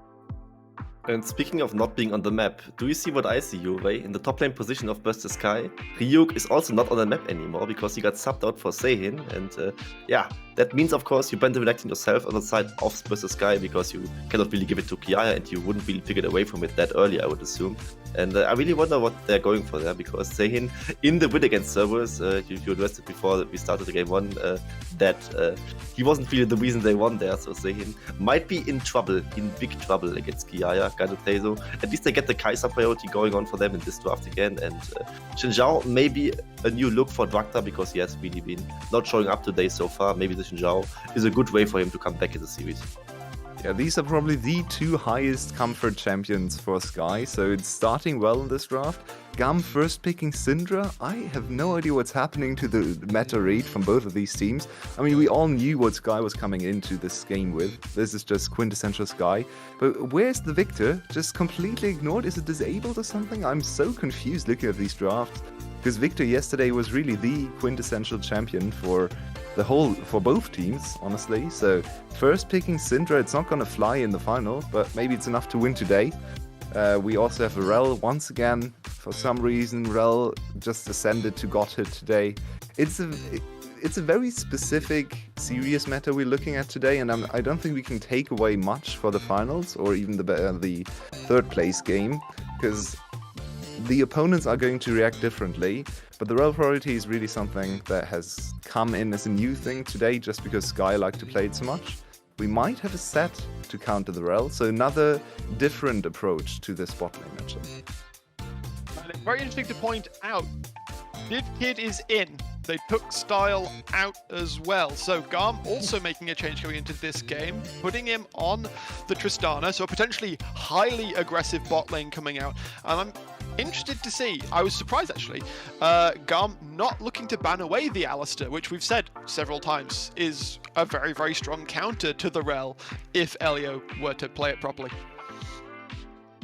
Maybe they go for like the approach that Sky went last game with baiting the Alistar pick and then going Sylas, and in this case maybe Sylas top for 𝘁𝗊𝗋. I think he could actually play something like this. Also like one flex option that has like a 1% chance of happening would be the 𝘁𝗲𝗺 bot lane now and Tristana mid lane, but I'm not really seeing 𝘁𝗀𝗃 on the 𝘁𝗲𝗺, so I think that option is something we don't really have to think much about. 𝘁𝗃𝗃 is ADC that really plays like the traditional champion, so Tristana makes a lot of sense for him. The well, I think I can defend in that sense that it makes a lot of sense to pick it with 𝘁𝗄 together, and you want to pick it away from her, and it also works decently with the Tristana. And here we see, yeah, the Jace coming out for 𝘁𝗊𝗋, and he has a very strong lane for him. Gotta say though, it will be 𝘁𝗿 versus 𝘁𝗿 yet again, this time with the new rookie top laner for the side of 𝘀𝗀𝗃, assuming Zayn is a rookie. I don't quite remember. Maybe you could correct me on this one. Either way, Yeah, he is. again, very good start from GAM, and yeah, it can be very explosive, but looks like they maybe just picked the Malphite last, and that would make a lot more sense. Malphite also surprisingly decent against the Jace. You can kind of withhold the poke in the early game and poke a lot on your own with the Comet pick, and it actually is able to duel quite well later, or that also scales very, very well into the late game, and it's a very good tool to really have the rookie have some game impact guaranteed, because the Malphite ultimate is not that hard to hit. If you look at these You last said two your way. compositions, I was going to say, you predicted it. We obviously we saw the Xin Zhao has been locked in, and exactly as you prophesized for Drakthar, back to something super simple, super paint by numbers jungler, and with a lot of very solid engage behind it as well, with the set, with the Malphite, plenty of CC to really get down and dirty in those team fights. so for me, it all comes down to the mid lane matchup here for 𝘁𝗀𝗃, because he went Sylas last game, which also is a little bit of a black hole of pressure for your own team in the early game, because you can't really impact much. 𝘁𝗃 is in the same vein. She doesn't really do much prior to level 6, and even level 6, she's not the strongest champion ever. So if 𝘁𝗀𝗃 somehow survives laning phase, and somehow BTS or Sky is able to get out of the first 5 minutes better than the last two games, I feel like this engage composition to this is very strong late game, very mobile late game composition can work for them, but it all has to come from 𝘁𝗀𝗃 being able to survive the early game, not only survive, like individually not die, but also not cause his team to fall behind because his 𝘁𝗃 is freely moving around the map. So a lot of honors on 𝘁𝗀𝗃. He had an amazing game last game, so if he can repeat that kind of performance, I do fancy Sky's chances once again. And 𝘀𝗀𝗃, I think we've roughly got an opinion from your way there about how this game's going to go. Where do you think this one is going to head?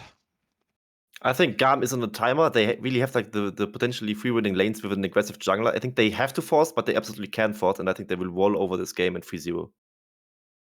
All right, we'll see if that prophecy comes to fruition. We'll see if 𝘀𝗀𝗃 and Pippin the Cat turn out to be correct. We're going to throw it over to the casters for Game 3. Will GAM take it down? Well, 𝘁𝗋𝗃, potentially the last outing for 𝘀𝗀𝗃 in the VCS winter split. And they're looking like they want to go down with a fight. An 𝘁𝗃 for glory, a Malphite. Elio on the set? I'm loving it so far. I think Sky have very, very masterfully constructed a composition that does not do Drakthar any favors in terms of making early plays. Has not got a lot of help coming out from his laners. On the other side, GAM, this may be their opportunity to actually take the fight down to the bot lane, especially with this Tristana pick for 𝘁𝗃𝗃. He's going to be looking to try and bully the hell out of this 𝘁𝗄, do as much as he can. And if Levi makes his way down there, they can try and just get the ball rolling and take plates after plate after plate. See if we can claim the 15-plate game, because they should have pressure in at least two of the lanes. The top side's a little bit of a bit more of a question. You can't play too aggressively into the Malphite, because those Qs are just obnoxious as hell and will make your life miserable if you push up too far. That gives you opportunity for Drakthar. But I'm really looking forward to the spot lane, seeing how these two can try and shove it out, try and make the most out of this play, and see if they can find an early kill onto Amine, even try and take the 2v2 into him. And over the course of this series, 𝘀𝘀𝗋 has been looking good, but the best player for 𝘀𝘀 𝗀𝗃, I think, is almost undoubtedly 𝘀rie. He was absolutely phenomenal in the last game on the Sylas. Now he's on this 𝘁𝗁i, and when I think to good 𝘁𝗁i plays over the VCS so far this split, I'm thinking about 𝘁𝗁, the top laner from 𝘁𝗀𝗶𝗹𝘀. He had an absolutely magnificent performance in one game. He's lost a couple of games with the 𝘁𝗁i as well, but his 𝘁𝗁i probably stands out the most. And considering how well 𝘀rie's been playing, I'm really hopeful that he can have the same level of impact. Yeah, I'm looking forward to it too. Unfortunately, he is going to struggle a little bit more up into this 𝘁𝗁e matchup. Not 𝘁𝗁e, 𝘁𝗁i matchup on the Syndra. Too many car noises in this game. But yeah, so you can already see taking a fair amount of beating as it goes down. But on the top side, 𝘁𝗁i and 𝘁𝗁 trading comfortably. 𝘀𝗀 is in the area, so could be a move there from him. But on the bot side, it's the same sort of go for 𝘁𝑦. Definitely has opportunities to try and make things happen. By this point, it's just going to be looking to keep the farm up, keep it going with these scuttle crabs. But they read where 𝘁𝑦 will be and back right the hell off. 𝘁𝗁 leveling up right just at the right time to make sure 𝘁𝗁i auto does literally no damage. 𝘀𝗀 sneaking his way in, and 𝘀𝗀 will go for the play, and for the first time this series, 𝘀𝘀 will take first blood. 𝘀𝗀 on his best champion, and he steps up.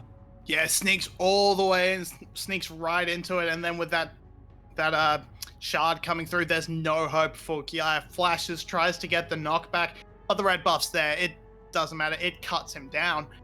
And it's just, yeah, we see that trade back and forth of the poke. It's 𝘁𝗁 more than happy to take this matchup, and he gets to walk straight back to the lane with that huge crash that he now has teleport advantage and can try and make plays happen in this bot side if needed, as we see a crash coming in down there from the side of 𝘁𝗀. But, so nothing for now, of course, but plays potential in the future going up massively, as 𝘁𝗁i doesn't hold his own as he matches 𝘀rie's teleport to mid. And so far this series, the weaknesses for the side of 𝘀𝗀 𝗀𝗃 has been in the jungle, and has been in the top lane. 𝘀𝗀 having no impact, despite playing the likes of the Lee Sin, unable to really have any impact in the early game, and 𝘁𝑦 just able to do so much more. Now on the Xin Zhao, able to find these players on the top side. Yeah, B just having a little look towards this top side. It's got to be able to clear a ward, and 𝘀rie just forced under his tower. But this is what we expect. This is the situation we expect an 𝘁𝗁i to be in the early stages of the game, especially against a champion like a Syndra. Yeah, you're just saying it. 𝘀rie is just, he's not even hunting for the CS, and he's still taking so much damage. That would be a kill if level 6, but 𝘀rie just, yeah, 𝘁𝗁i just not quite there. So, but 𝘀rie having to really struggle, 𝘀𝗀 having to sort of make sure he's close by to defend that mid laner who is just taking the beating right now. It's a really rough matchup. This is the one 𝘀rie picked. He feels confident that he won't fall too far down, but he is taking so much damage right now that you have to be careful, especially as this level 6 comes in. Earlier lurking, same with 𝘀𝗀. He's going to be spotted right now. 𝘁𝗁i might have to throw early flash, but nope, 𝘀𝗀's going to clear the ward. They decide not to hard force it. So all good. 𝘁𝗁i makes his way away fairly happy. This is the must-win game for 𝘀𝗀 𝘀𝗀 on his 𝘁𝗁. The 𝘁𝗁 that got 2 pentakills on one day. 𝘀𝗀 on his best champions, 𝘀rie on a champion that can really carry this game. 𝘁𝗀 rocket jumping out. Voidseeker so much damage as it procs the second skin as well. And so far in the first 2 games, we've seen 𝘀𝗀 getting destroyed in the early stages, falling so far behind. But this game, they're the ones with, well, okay, they don't have a lead, but they're holding it even. And now I'm interested. Okay, 𝘀rie just solo kills 𝘁𝗁i. 𝘀rie's god. 𝘀rie is a god. The mid laner I have been promised since summer 2020 has finally arrived this split, and he just shows up. He picks up, he kills 𝘁𝗁i in a matchup he shouldn't even have that. He shouldn't really have that kill pressure yet. I mean, he has hit level 6, but he hadn't backed. He didn't have any AP on him.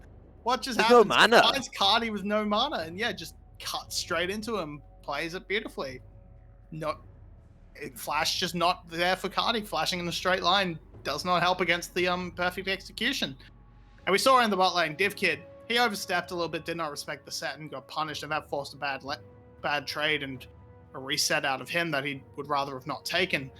So that's sort of where we're at in the bot side. But 𝘀cie now, I mean, yeah, of course, still not a lead. These CS numbers are keeping them in check, but they're keeping them. But 𝘀rie and 𝘁𝗀 are keeping themselves happy with getting these kills. To annoy both baseball and cricket fans who are watching, 𝘀rie stepped up to the plate and he batted out a 6 there. I hate you.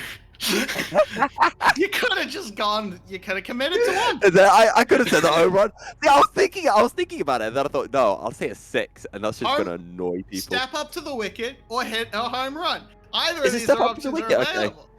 Yeah. But no. I want everything. Just like 𝘀cie will want everything for this series, GAM, though, are looking towards this Rift Herald, literally sending everyone up to the Herald. Can 𝘀𝗀 steal this away? 𝘁𝗀 making his way down, has the unstoppable force available. Does he go for the play? The Rift Herald has been secured. Who got it? I don't quite know. 𝘀𝗀 was the one who was able to steal away. 𝘁𝗀 goes in with the unstoppable force, doesn't find any members. 𝘀𝗀 flashing away. 𝘁𝗀 has already fallen. Killer Instinct comes in. 𝘁𝗀's going to be able to get the kill on 𝗁𝘁, but 𝘀rie falling uses the 𝘁𝗀𝗶𝗹𝗀 flip to get out to safety as 𝘁𝗀 gets engaged on by 𝘁𝗀. He's got nowhere to go. He's going to try to kite this one back, but 𝘁𝗀 will be able to pick up the kill with a shock blast. And for the side of GAM, they're going to pick up 2 kills for 1 as 𝘁𝗀 and 𝘀rie forced to run for the hills. Yeah, they lose the fight, but they do get the Rift Herald, so they're not too hurt. Actually, I think they did win the fight. Never mind. So yeah, and all in all, GAM coming out fairly comfortably on top. 𝘀𝘀 not going to get caught out in the back end there. We see 𝘁𝗁 does manage to pick it up here. Did He's 𝘁𝗁 get it? happy, he's Okay. comfortable, and they just collapse onto it. 𝘀𝗀 is able to get out, but dodging the ultimate from 𝘁𝗀 means that he's just easy pickings for 𝘁𝗀. And then, though, I mean, he does find his way in, and 𝘀rie finds his way out. I mean, is stuck on the wrong side, and 𝘁𝗀 is able to just run him down after a Scout of the Week pushes him well away from his team. And now GAM find themselves 1,000 gold ahead. They've got that Rift Herald. If 𝘀𝗀 had got the Rift Herald, it would have been fine, but they don't. And now this is going to be a lot of tower plates going the way of GAM, going the way of 𝘀𝘀. He's got the explosives charge stacking up as well. And 160 gold going 𝘀𝘀 and 𝘁𝗁's way. Yep, nice bit of gold into the pockets of the Tristana. That they are going to be a very important part as this game goes on, being able to utilize that range advantage to just chip away at towers, keep things rolling. If they can try and keep the pressure on, they haven't really been able to, thanks to a couple of bad trades. 𝘁𝗀 and 𝘁𝗀 playing the 2v2 lane very well, actually. But they have been able to scrounge together a small, scrounge together a small CS lead. But 𝘀𝘀, yeah, he's got these 2 assists in his back pocket now. He's feeling comfortable. He's picked up a lot of tower plates. He's definitely not behind by any stretch of the imagination. He's going to pick up some boots. No, he's got some boots. I don't know. He's feeling happy. Gonna see where the junglers are going next, though. There's nothing on the map really to play for. Minute left, so might try and find some topside advantages. Make sure 𝘁𝗀 and 𝘁𝗀 are both in a position where they feel comfortable that they can keep the push up, try and play around this teleports, especially 𝘁𝗀, since 𝘁𝗀 doesn't have his. If they can keep that pressure on, maybe they're willing to trade a bit of dragon control for what's that? But oh no. But it's going to be a 2v1, and I think 𝘁𝗀 might die before the teleport comes through, but 𝘁𝗀 has joined into the fray. 𝘁𝗀 getting run down. Seismic Shard not going to be enough, and both top laners solo. 𝘀𝗀 will fall. 𝘁𝗁 picking up the only kill of the fight. Does 𝘀rie look to continue to go in? Could look towards 𝘁𝗀. Perfect execution, but it's not perfect enough, and 𝘀rie will be forced to shuriken flip back to his shroud and out to safety. And how did 𝘁𝗀 not die? But that's going to be the Hex Flash in. A good flash from 𝘁𝗀 out of the Phase Breaker. Scatter of the Week land finds its CC as B joins into the fray as well, and GAM are just going to push this wave into the top lane outer tower. Yeah, and now we're seeing the teleport from 𝘁𝗀 to the mid lane. So if this keeps being a bit, if they can hold them there, 𝘁𝗀 can mine a plate for himself as well and keep the play perfectly in the side of GAM. It's been a kerfuffle, and I think only 1 death on the side of first 𝘀𝗀. Actually, I don't even know. Yep. It's just one. Just the one. So they don't get 𝘁𝗀, but they do get 𝘀𝗀. That's the one I'm missing. And 𝘁𝗀, I think, may just is able to sneak out himself. So yeah, it's a very messy play. Lots of blinking health bars. 𝘁𝗏 almost dying, 𝘁𝗏 almost dying. But in the end, it's just a bit of a gold traded onto 𝘁𝗏 as he gets to teleport mid and pick up a plate. And GAM will be picking up their first streak of the game as well. And just to give that little touch of info on 𝘁𝗏, he's only played one series this entire split. And that series was the final series of regular split when 𝘀cie became the only team to beat Cerberus over a series, a 2-0 for 𝘁𝗏. And if you want to talk about pressure, you know, coming into a series-deciding game against GAM for final, that's a lot of pressure. But 𝘁𝗏 has stepped up to that. Can he do it again? That's a big engage from B. 𝘁𝗏𝗵𝗴 will get dropped by 𝘁𝗏, but he's exhausted, and it's just going to mean GAM can just free hit onto him. Pick up 2 kills as well in the mid lane, a double kill for 𝘁𝗏, and things are starting to go south for 𝘀cie.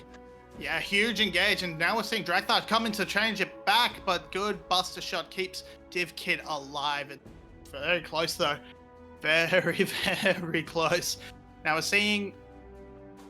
Well, I had a point, but this got interrupted by a really strong engage. There wasn't a lot of options for them to go on. They weren't expecting the distance to be covered by the flash W. And good pickup. Now, both the kills going over to 𝘁𝗏𝗺, none to 𝘁𝗶𝗺. Kind of sucks. You probably would have wanted your Tristana to get that little bit of gold going. But, hey, it's a nice win. You're able to chip away, keep the tower shoved. But 𝘀𝗏𝗺's turnaround means that 𝘁𝗏𝗺 and 𝘀𝗏𝗺 are able to get some gold back for themselves via tower plate. Now they do lose the top side to 𝘁𝗏𝗺. This will hurt a little bit in the gold department as we are approaching, a 5k gold lead at 14 minutes. So we're on, not quite as bad as the last game, but it's still looking pretty rough for 𝘀cie. But they have shown avenues. Again, we see 𝘁𝗏𝗺. He's 2-0 on this 𝘁𝗏𝗺. He might be able to make these pop-off performances happen as he learns that shuriken. Probably won't follow it through. I forgot you can cancel the shuriken with, as you mentioned, the rocket belt. Rocket belt. Oh, I don't like these honestly, small it's the Lee Sin baits when you go in for that Sonic Wave. Just forward hop out or safeguard your way out. Now, we do have another Rift Herald up. GAM are looking towards it, and of course, the second Rift Herald is not quite as important as the first Rift Herald, but it would just mean that GAM would be able to crack open this mid lane outer tower, the only outer tower that is still standing for 𝘀cie. Yeah, now GAM have to be a little bit careful for the moment. 𝘁𝗏𝗺 is on his way, but he has been in the bot lane, so not able to really make his impact now. They do see the mid lane pressure for it, and this very likely should just be a bit of a free one for the side of 𝘁𝗏. There's not great engage angles to go in on, and they don't really want to try for it, so they're gonna give it up.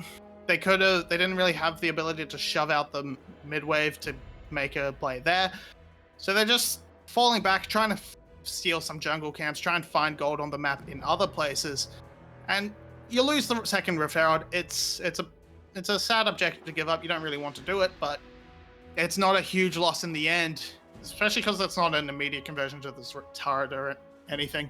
But in a minute or so, then we probably start to see it used down to get this mid turret pressure and let deep warding come through for the side of 𝘁𝗏. Let's not forget, it's still a large gold lead for the side of GAM at 5,000 gold ahead. They were in a similar position in Game 2. And just like, well, in Game 2, 𝘀cie had scaling somewhat in their favor. I don't know if you think, Marby, that the scaling is that much in BTS's favor, because there is still a Tristana, there is this Jace as well, both champions that can do a lot come the late game. Yeah, both teams I was looking at fairly effective late game damage outputs.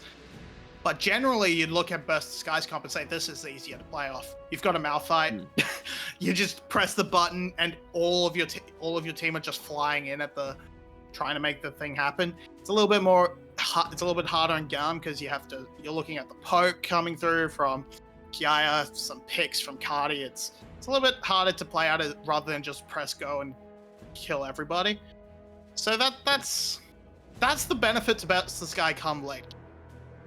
At this current moment, the benefit for 𝘀cie is they get to drop a Rift Herald right into this mid lane turret and force pressure around here before this dragon. And if they pick off 𝘁𝗏𝗺 though, Well, 𝘀rie trying to outplay 𝘁𝘁, going back in perfect execution! 𝘀𝗏𝗍 will take the shutdown goal, but 𝘀rie with the outplay. Unstoppable force in from 𝘁𝗍, and it will be 𝘁𝗀 falling to teleport in. Killer instinct 𝘁𝗏 teleporting into his death in GAM. What are you doing, 𝘁𝗏 on the run? He's got a flash over the wall. Will it be enough? 𝘀𝗏 following. Wind becomes lightning, and 𝘀𝗏 will get the kill. B might fall as well, and this is the biggest swinging goal we have seen all series, all week, to be honest. Yep, 2,000 gold plus right back into the pockets of 𝘀cie, and they pick up a almost ace right before the dragon, so they can convert into that instantly. Just terrible decisions from GAM. So they try and kill 𝘀rie. Fine, that's fine. You get outplayed, sure.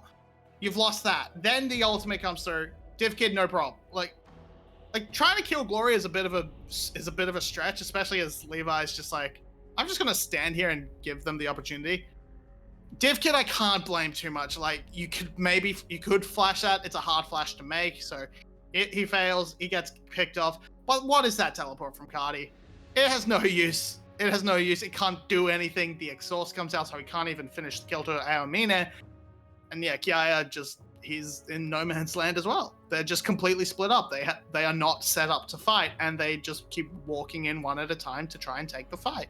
That they cannot do because they're not allowed to do that because they're split up. Now, GAM are still leading, and 𝘀cie did not pick up the Drake. GAM looking to collapse on this top side as 𝘀rie might go for a play. So just returns to the shuriken flip and then uses the perfect execution away, as the rest of the team will be picking up their second Drake of the game. 𝘁𝗍 buying time. 𝘁𝗏 on his way as well, just to stop 𝘁𝗍 from getting dive. Unleashed power is a drop by 𝘁𝗏, and it's just 3 members of GAM not really doing too much on the top side as 𝘀cie say, oh, thank you very much for that shock blast and to help leash this Drake. Yeah, it's not great. You don't really have, like, if one of these people were 𝘁𝗀, you'd probably have gotten that tower in the first run around, but they didn't commit the AD carry up to it, so it's just going to be a bit of chunk damage onto the tower and got to get chased off. They can't commit to a dive because 𝘁𝗍 is too tanky, and especially with 𝘁𝗏 there, they're both just, you can't do anything. Exhaust force for a wind is lightning and flash as well. Yeah, 𝘁𝗀 left to his own devices in the mid lane and just getting punished for it. Now 𝘁𝗏, he can hop over a wall, he's fine. But now we're seeing the problems of GAM's late game come to fruition once again. They're just not making good map rotations. They're not playing things out very well. They are sacrificing a lot and losing team fights because of poor setup. And they tried to make a cross map play, but they assigned the wrong members to each role, so they don't get anything. And 𝘀cie might be 2-0 up in this series, but when it comes to team fighting, they have not looked the better team. 𝘀cie, despite being really far behind in goal at times, have made fights look a lot more even than they arguably should have been. And now, despite being 3k goal behind, 𝘀cie looking like maybe they are the favorites to come up fights, and that's mainly because of 𝘀rie, who has just been absolutely... He's been a monster this entire series, and on this 𝘁𝗏, he still looked like a monster. And we talked about the engage potential that 𝘁𝗍 brings with the unstoppable force, the ease of execution of 𝘀cie's composition.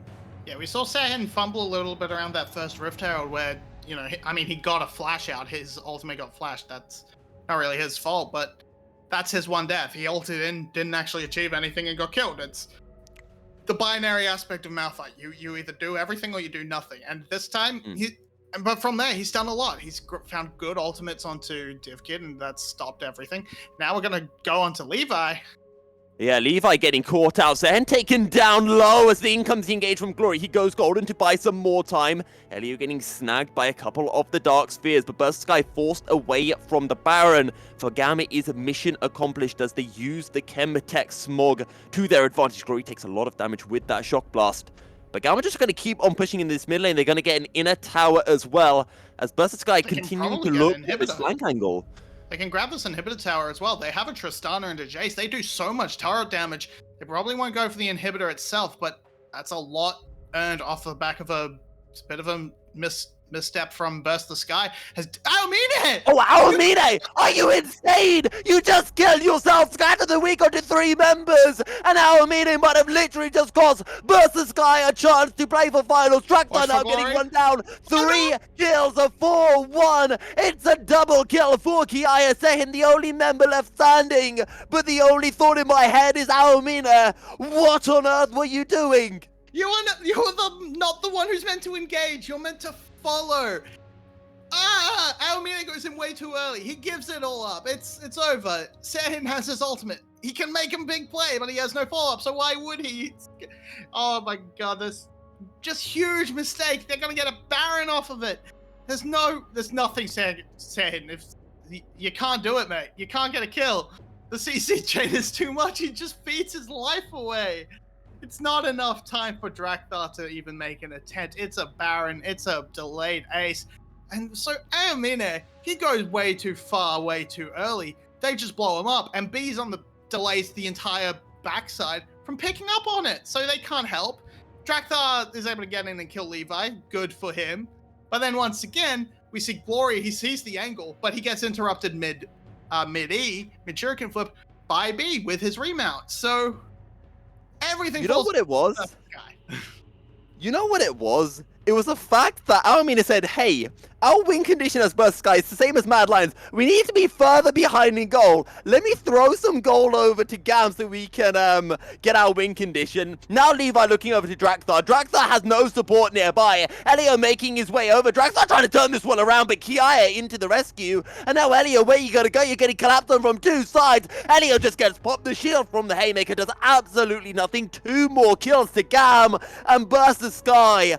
The hopes of finals, their first ever finals, are dwindling. Yeah, it's turned completely back onto his head now. 𝘀𝗀, we're in the driver's seat for a little bit, then they're gone now. It's a 10k gold lead back to the side of GAM.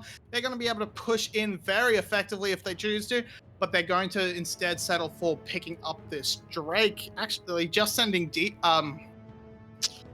down to pick that up, and they're just... Yeah, there's so much control. This blue side jungle belongs entirely to them. Where do they want to go from here? They have 1 tower on the outside of the base still to collect. They have an open inhibitor to collect as well if they choose to push through these angles. And these should be the ways to go. You can pick up the freestanding gold with it's an inner turret, so it's a lot of gold. You can pick up the free inhibitor to keep that pressure down. GAM just pick up so much off that play. Wow. I honestly can't believe what we're seeing. And we talked about the stakes of this game. Finals for either side. GAM 1 game away. 𝘀𝗀_𝗀𝗃 3 games away. And this game started off well. It started off with early game aggression from 𝘀𝗀. What we wanted to see, what 𝘀𝗀_𝗀𝗃 were lacking in the previous 2 games. But 𝘀𝗃, he's just taking so much damage from those 𝘁𝗀 shock blasts. And 𝘀𝗀_𝗀𝗃 are well and truly on the ropes. They need an absolute miracle if they want to come back in this series, if they want any hope of making it to finals. But GAM are pushing in with a Baron-empowered minions. We talked about their siege potential this game. A Jace, a Tristana, so much damage onto towers. But right now, they're not even auto-attacking the towers. They're just letting the minions do all the work. And surely, if you're a 𝘀𝗀_𝗀𝗃 fan, you need to be looking at 𝘀𝗀, 𝘁𝗃 to find the ultimate engage. It has to be on those 2. Yeah, you're seeing them play very far back because they're worried about that Malphite. And it's because it's not something they have to really worry about a flank angle, right? They had beautiful warding down. Like, if 𝘁𝗃 went for a flank, he would have been spotted immediately. But it doesn't matter because 𝘁𝗃 just, if he's in range, he can flash ult you, and there's very little reaction time to that. So they're playing it super safe, even though they have a fantastic siege comp, because the dive from Skye is still a huge threat. But we're seeing now they've spread out. They're trying to play off a few more lanes and a pick onto 𝘀𝗀, maybe? No, he's able to duck away very safely, but he's going back in! He's in 1v2!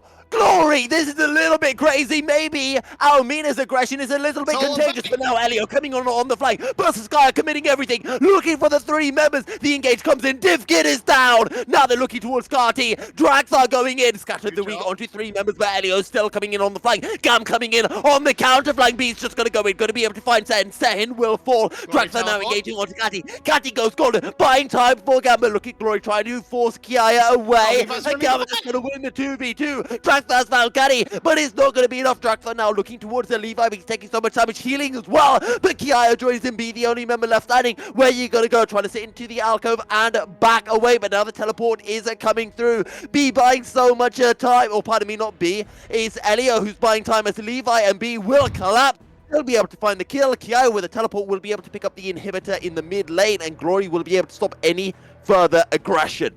Oh my god, Levi too good. That's the takeaway from that, because he was able to basically win that fight. The ADC was removed. But he's the damage boy. He's the carry for the team. It's what Levi does. He picks the assassin. He deals the damage. And wow, so that was a massive fight. That was a kerfuffle for not a lot gained. We got an inhibitor from it due to the teleport from 𝘁𝗏. And there's nothing on the map to fight for. We still have a minute till then. And what's going on here? We see 𝘀𝗀. He's the master of trying to bait GAM into this because he's able to sneak away, but they've overcommitted. And now the collapse comes in, and it's an instant pick off onto 𝘀𝗀 with thanks to the 𝘁𝗏 Malphite ultimate. But 𝘁𝗏 buys so much time. Huge scout of the week. Keeps himself going long enough for B, Levi, and 𝘁𝗏 to rock back up. They delete 𝘁𝗏. They keep going. And while 𝘁𝗏 is dealing with 𝘀𝗀, you just see Oh my Levi on the God. own, just deleting people alongside 𝘁𝗏. And this just means that the entire fight is won off the back of this jungle diff. It's Levi, he's huge. I feel like if 𝘀𝗏 had back straight away, maybe he could have done something. He could have just walked all the way down the lane. Could've But got- it's a very, very difficult situation for 𝘀𝗀 to be in.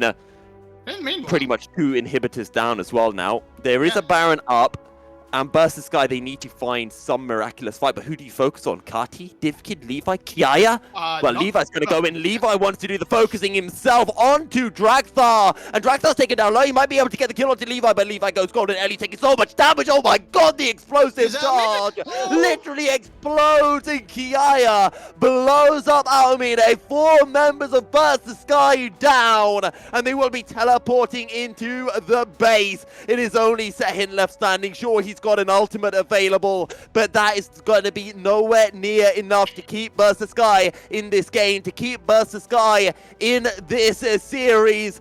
And as we mentioned before, whenever GAM make it into playoffs, they make it to finals. 𝘀𝗀 will not be able to stop them. 𝘁𝗏 goes in for the play, tries to find the damage onto Levi, but does not have it. GAM saw Cerberus's 3-0 over 𝘀𝗏, and they say, we can do that too. And they will be waiting Cerberus in the finals to retain their crown. The promised finals, we're finally gonna get them. It's GAM versus Cerberus. It's a... Look, we have to say, GAM looked a little bit cleaner each fight. So by the time they get to Cerberus, they might actually look like they can handle it. Because, I mean, Cerberus looked like a much cleaner team against 𝘀𝗏. We have to say it. And BTS, they lost their early games fairly consistently. They looked a lot better this third game. But they did put up a very valiant fight. I'm looking forward to seeing them in the third place match. Maybe they can actually find some wins there up against 𝘀𝗏, but sad to say, they're gone. They're gone for now. We'll see them in a couple days. But congratulations, GAM. Welcome back to finals. Cerberus awaits you eagerly. Cerberus against GAM, I think that's the finals that a lot of people wanted to see, even when we were about midway through the regular season. It's the finals that we will be getting.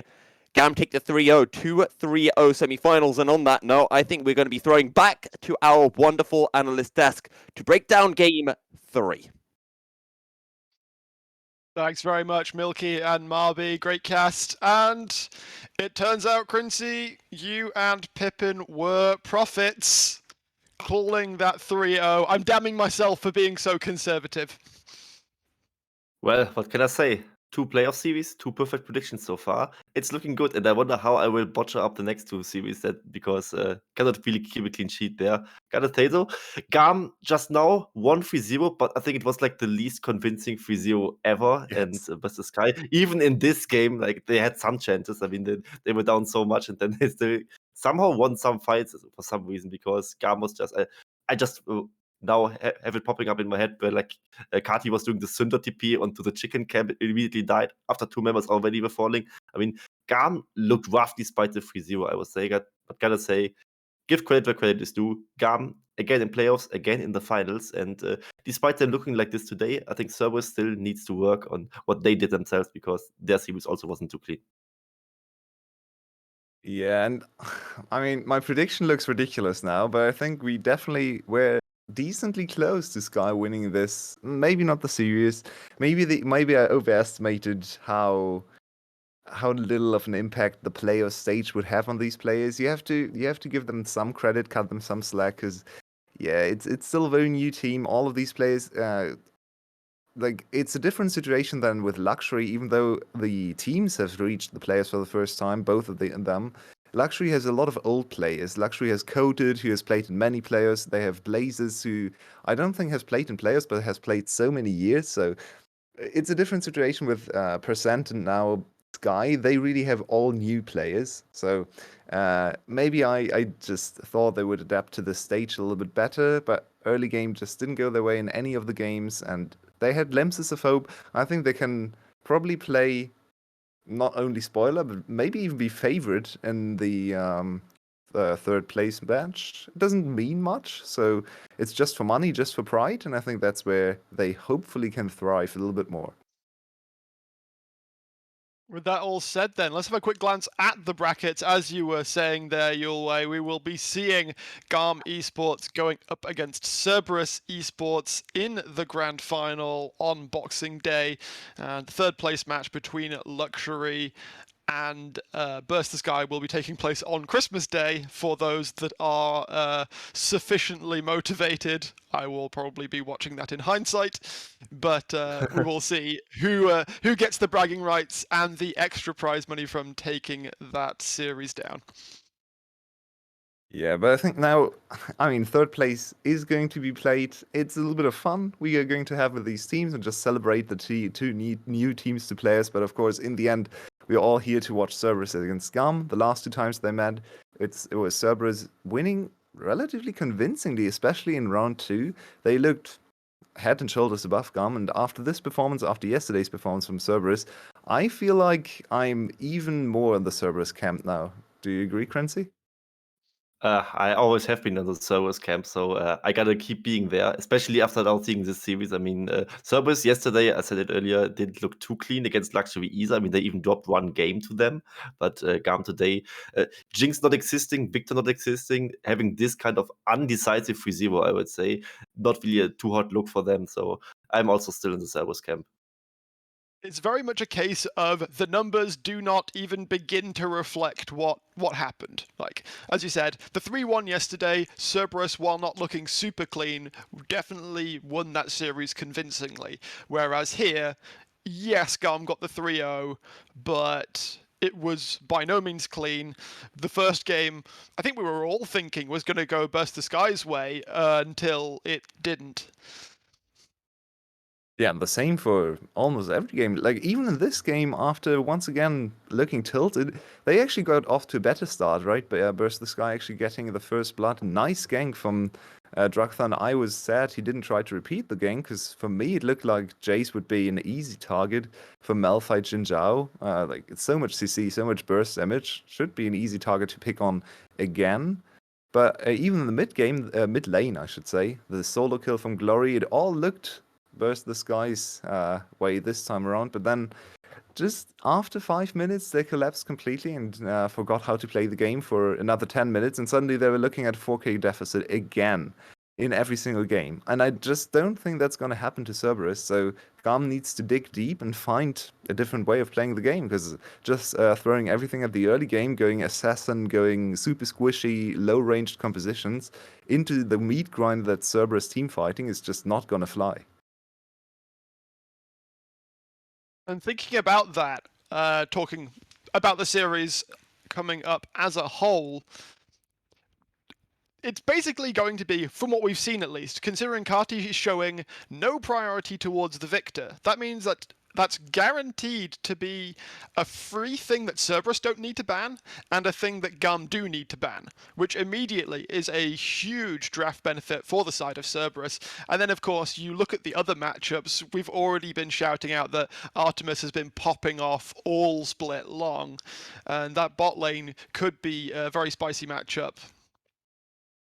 And I'm actually kind of disappointed there in GAM because they had like this one series where they even showed the victor for 𝘁𝗀 and it was looking actually pretty good there. And also they are this one team that actually flexes the victor also to the top lane where 𝘁𝗀 plays it. He has been a mid laner before. I think this may or may not be the reason for it. I mean, victor top lane was also a pick a few years ago. And them completely ignoring this pick today is kind of disappointing to me because I really expect more there for the side of GAM. And gotta say, 𝘀𝗀 is maybe like the best victor you have in the league, and maybe him getting it would be a very scary prospect yet again. I mean, he already destroyed them in this one game 2 of the last series they played, and GAM definitely knows that they have to plan around it. Yeah, I couldn't agree more. For me, GAM in the last, like, every time we see GAM struggle a little bit, to me it seems like GAM is trying to accomplish too much. They're trying to be the best team in every aspect. They're trying to have their cake and eat it too. Just commit to one style. You don't have to be 𝘁𝗀, you don't have to be able to play 𝘁𝗀's composition and Cerberus's composition and GAM's compositions, the best of all these teams. That's very hard to actually achieve. Just be the best at playing GAM's compositions. But they seem to come in and to every single opponent with just prep for that opponent. We saw today 𝘁𝗀 heavy focus on 𝗀, on 𝘁𝗀, picking away the 𝘁𝗀 special champions, and yeah, it did work in the end.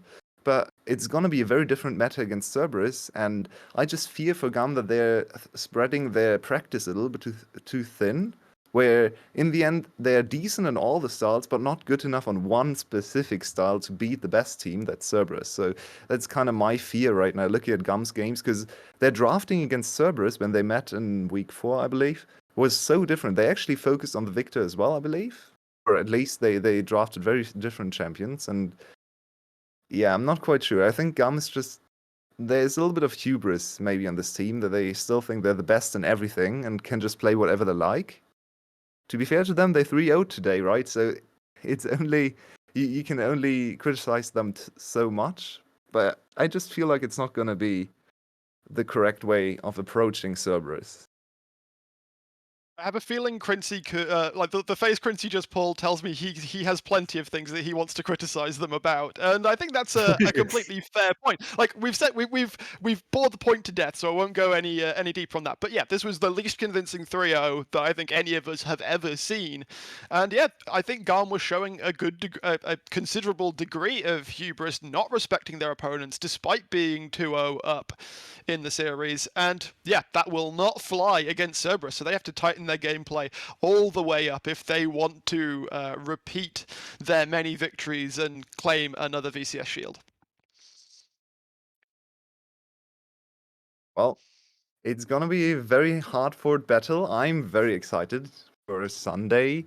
With on Boxing Day, we have the final, and you can't underestimate GAM either. I mean, a lot of GAM fans are going to look at today's games and say, oof, I don't know if my team can really put up a fight against Cerberus. But GAM players, they know how to do it. They know how to win, and Cerberus does not know how to win. They just won their first ever player series, so for them it's all new territory. They are the favorites, most likely coming in, but GAM has 𝘁𝗀, they have 𝘁𝗀, they have 𝘁𝗀. All of these players have won splits before, only 𝘁𝗀kid hasn't, so it's really, for them, it's familiar territory, and maybe that's enough to bring them over the line.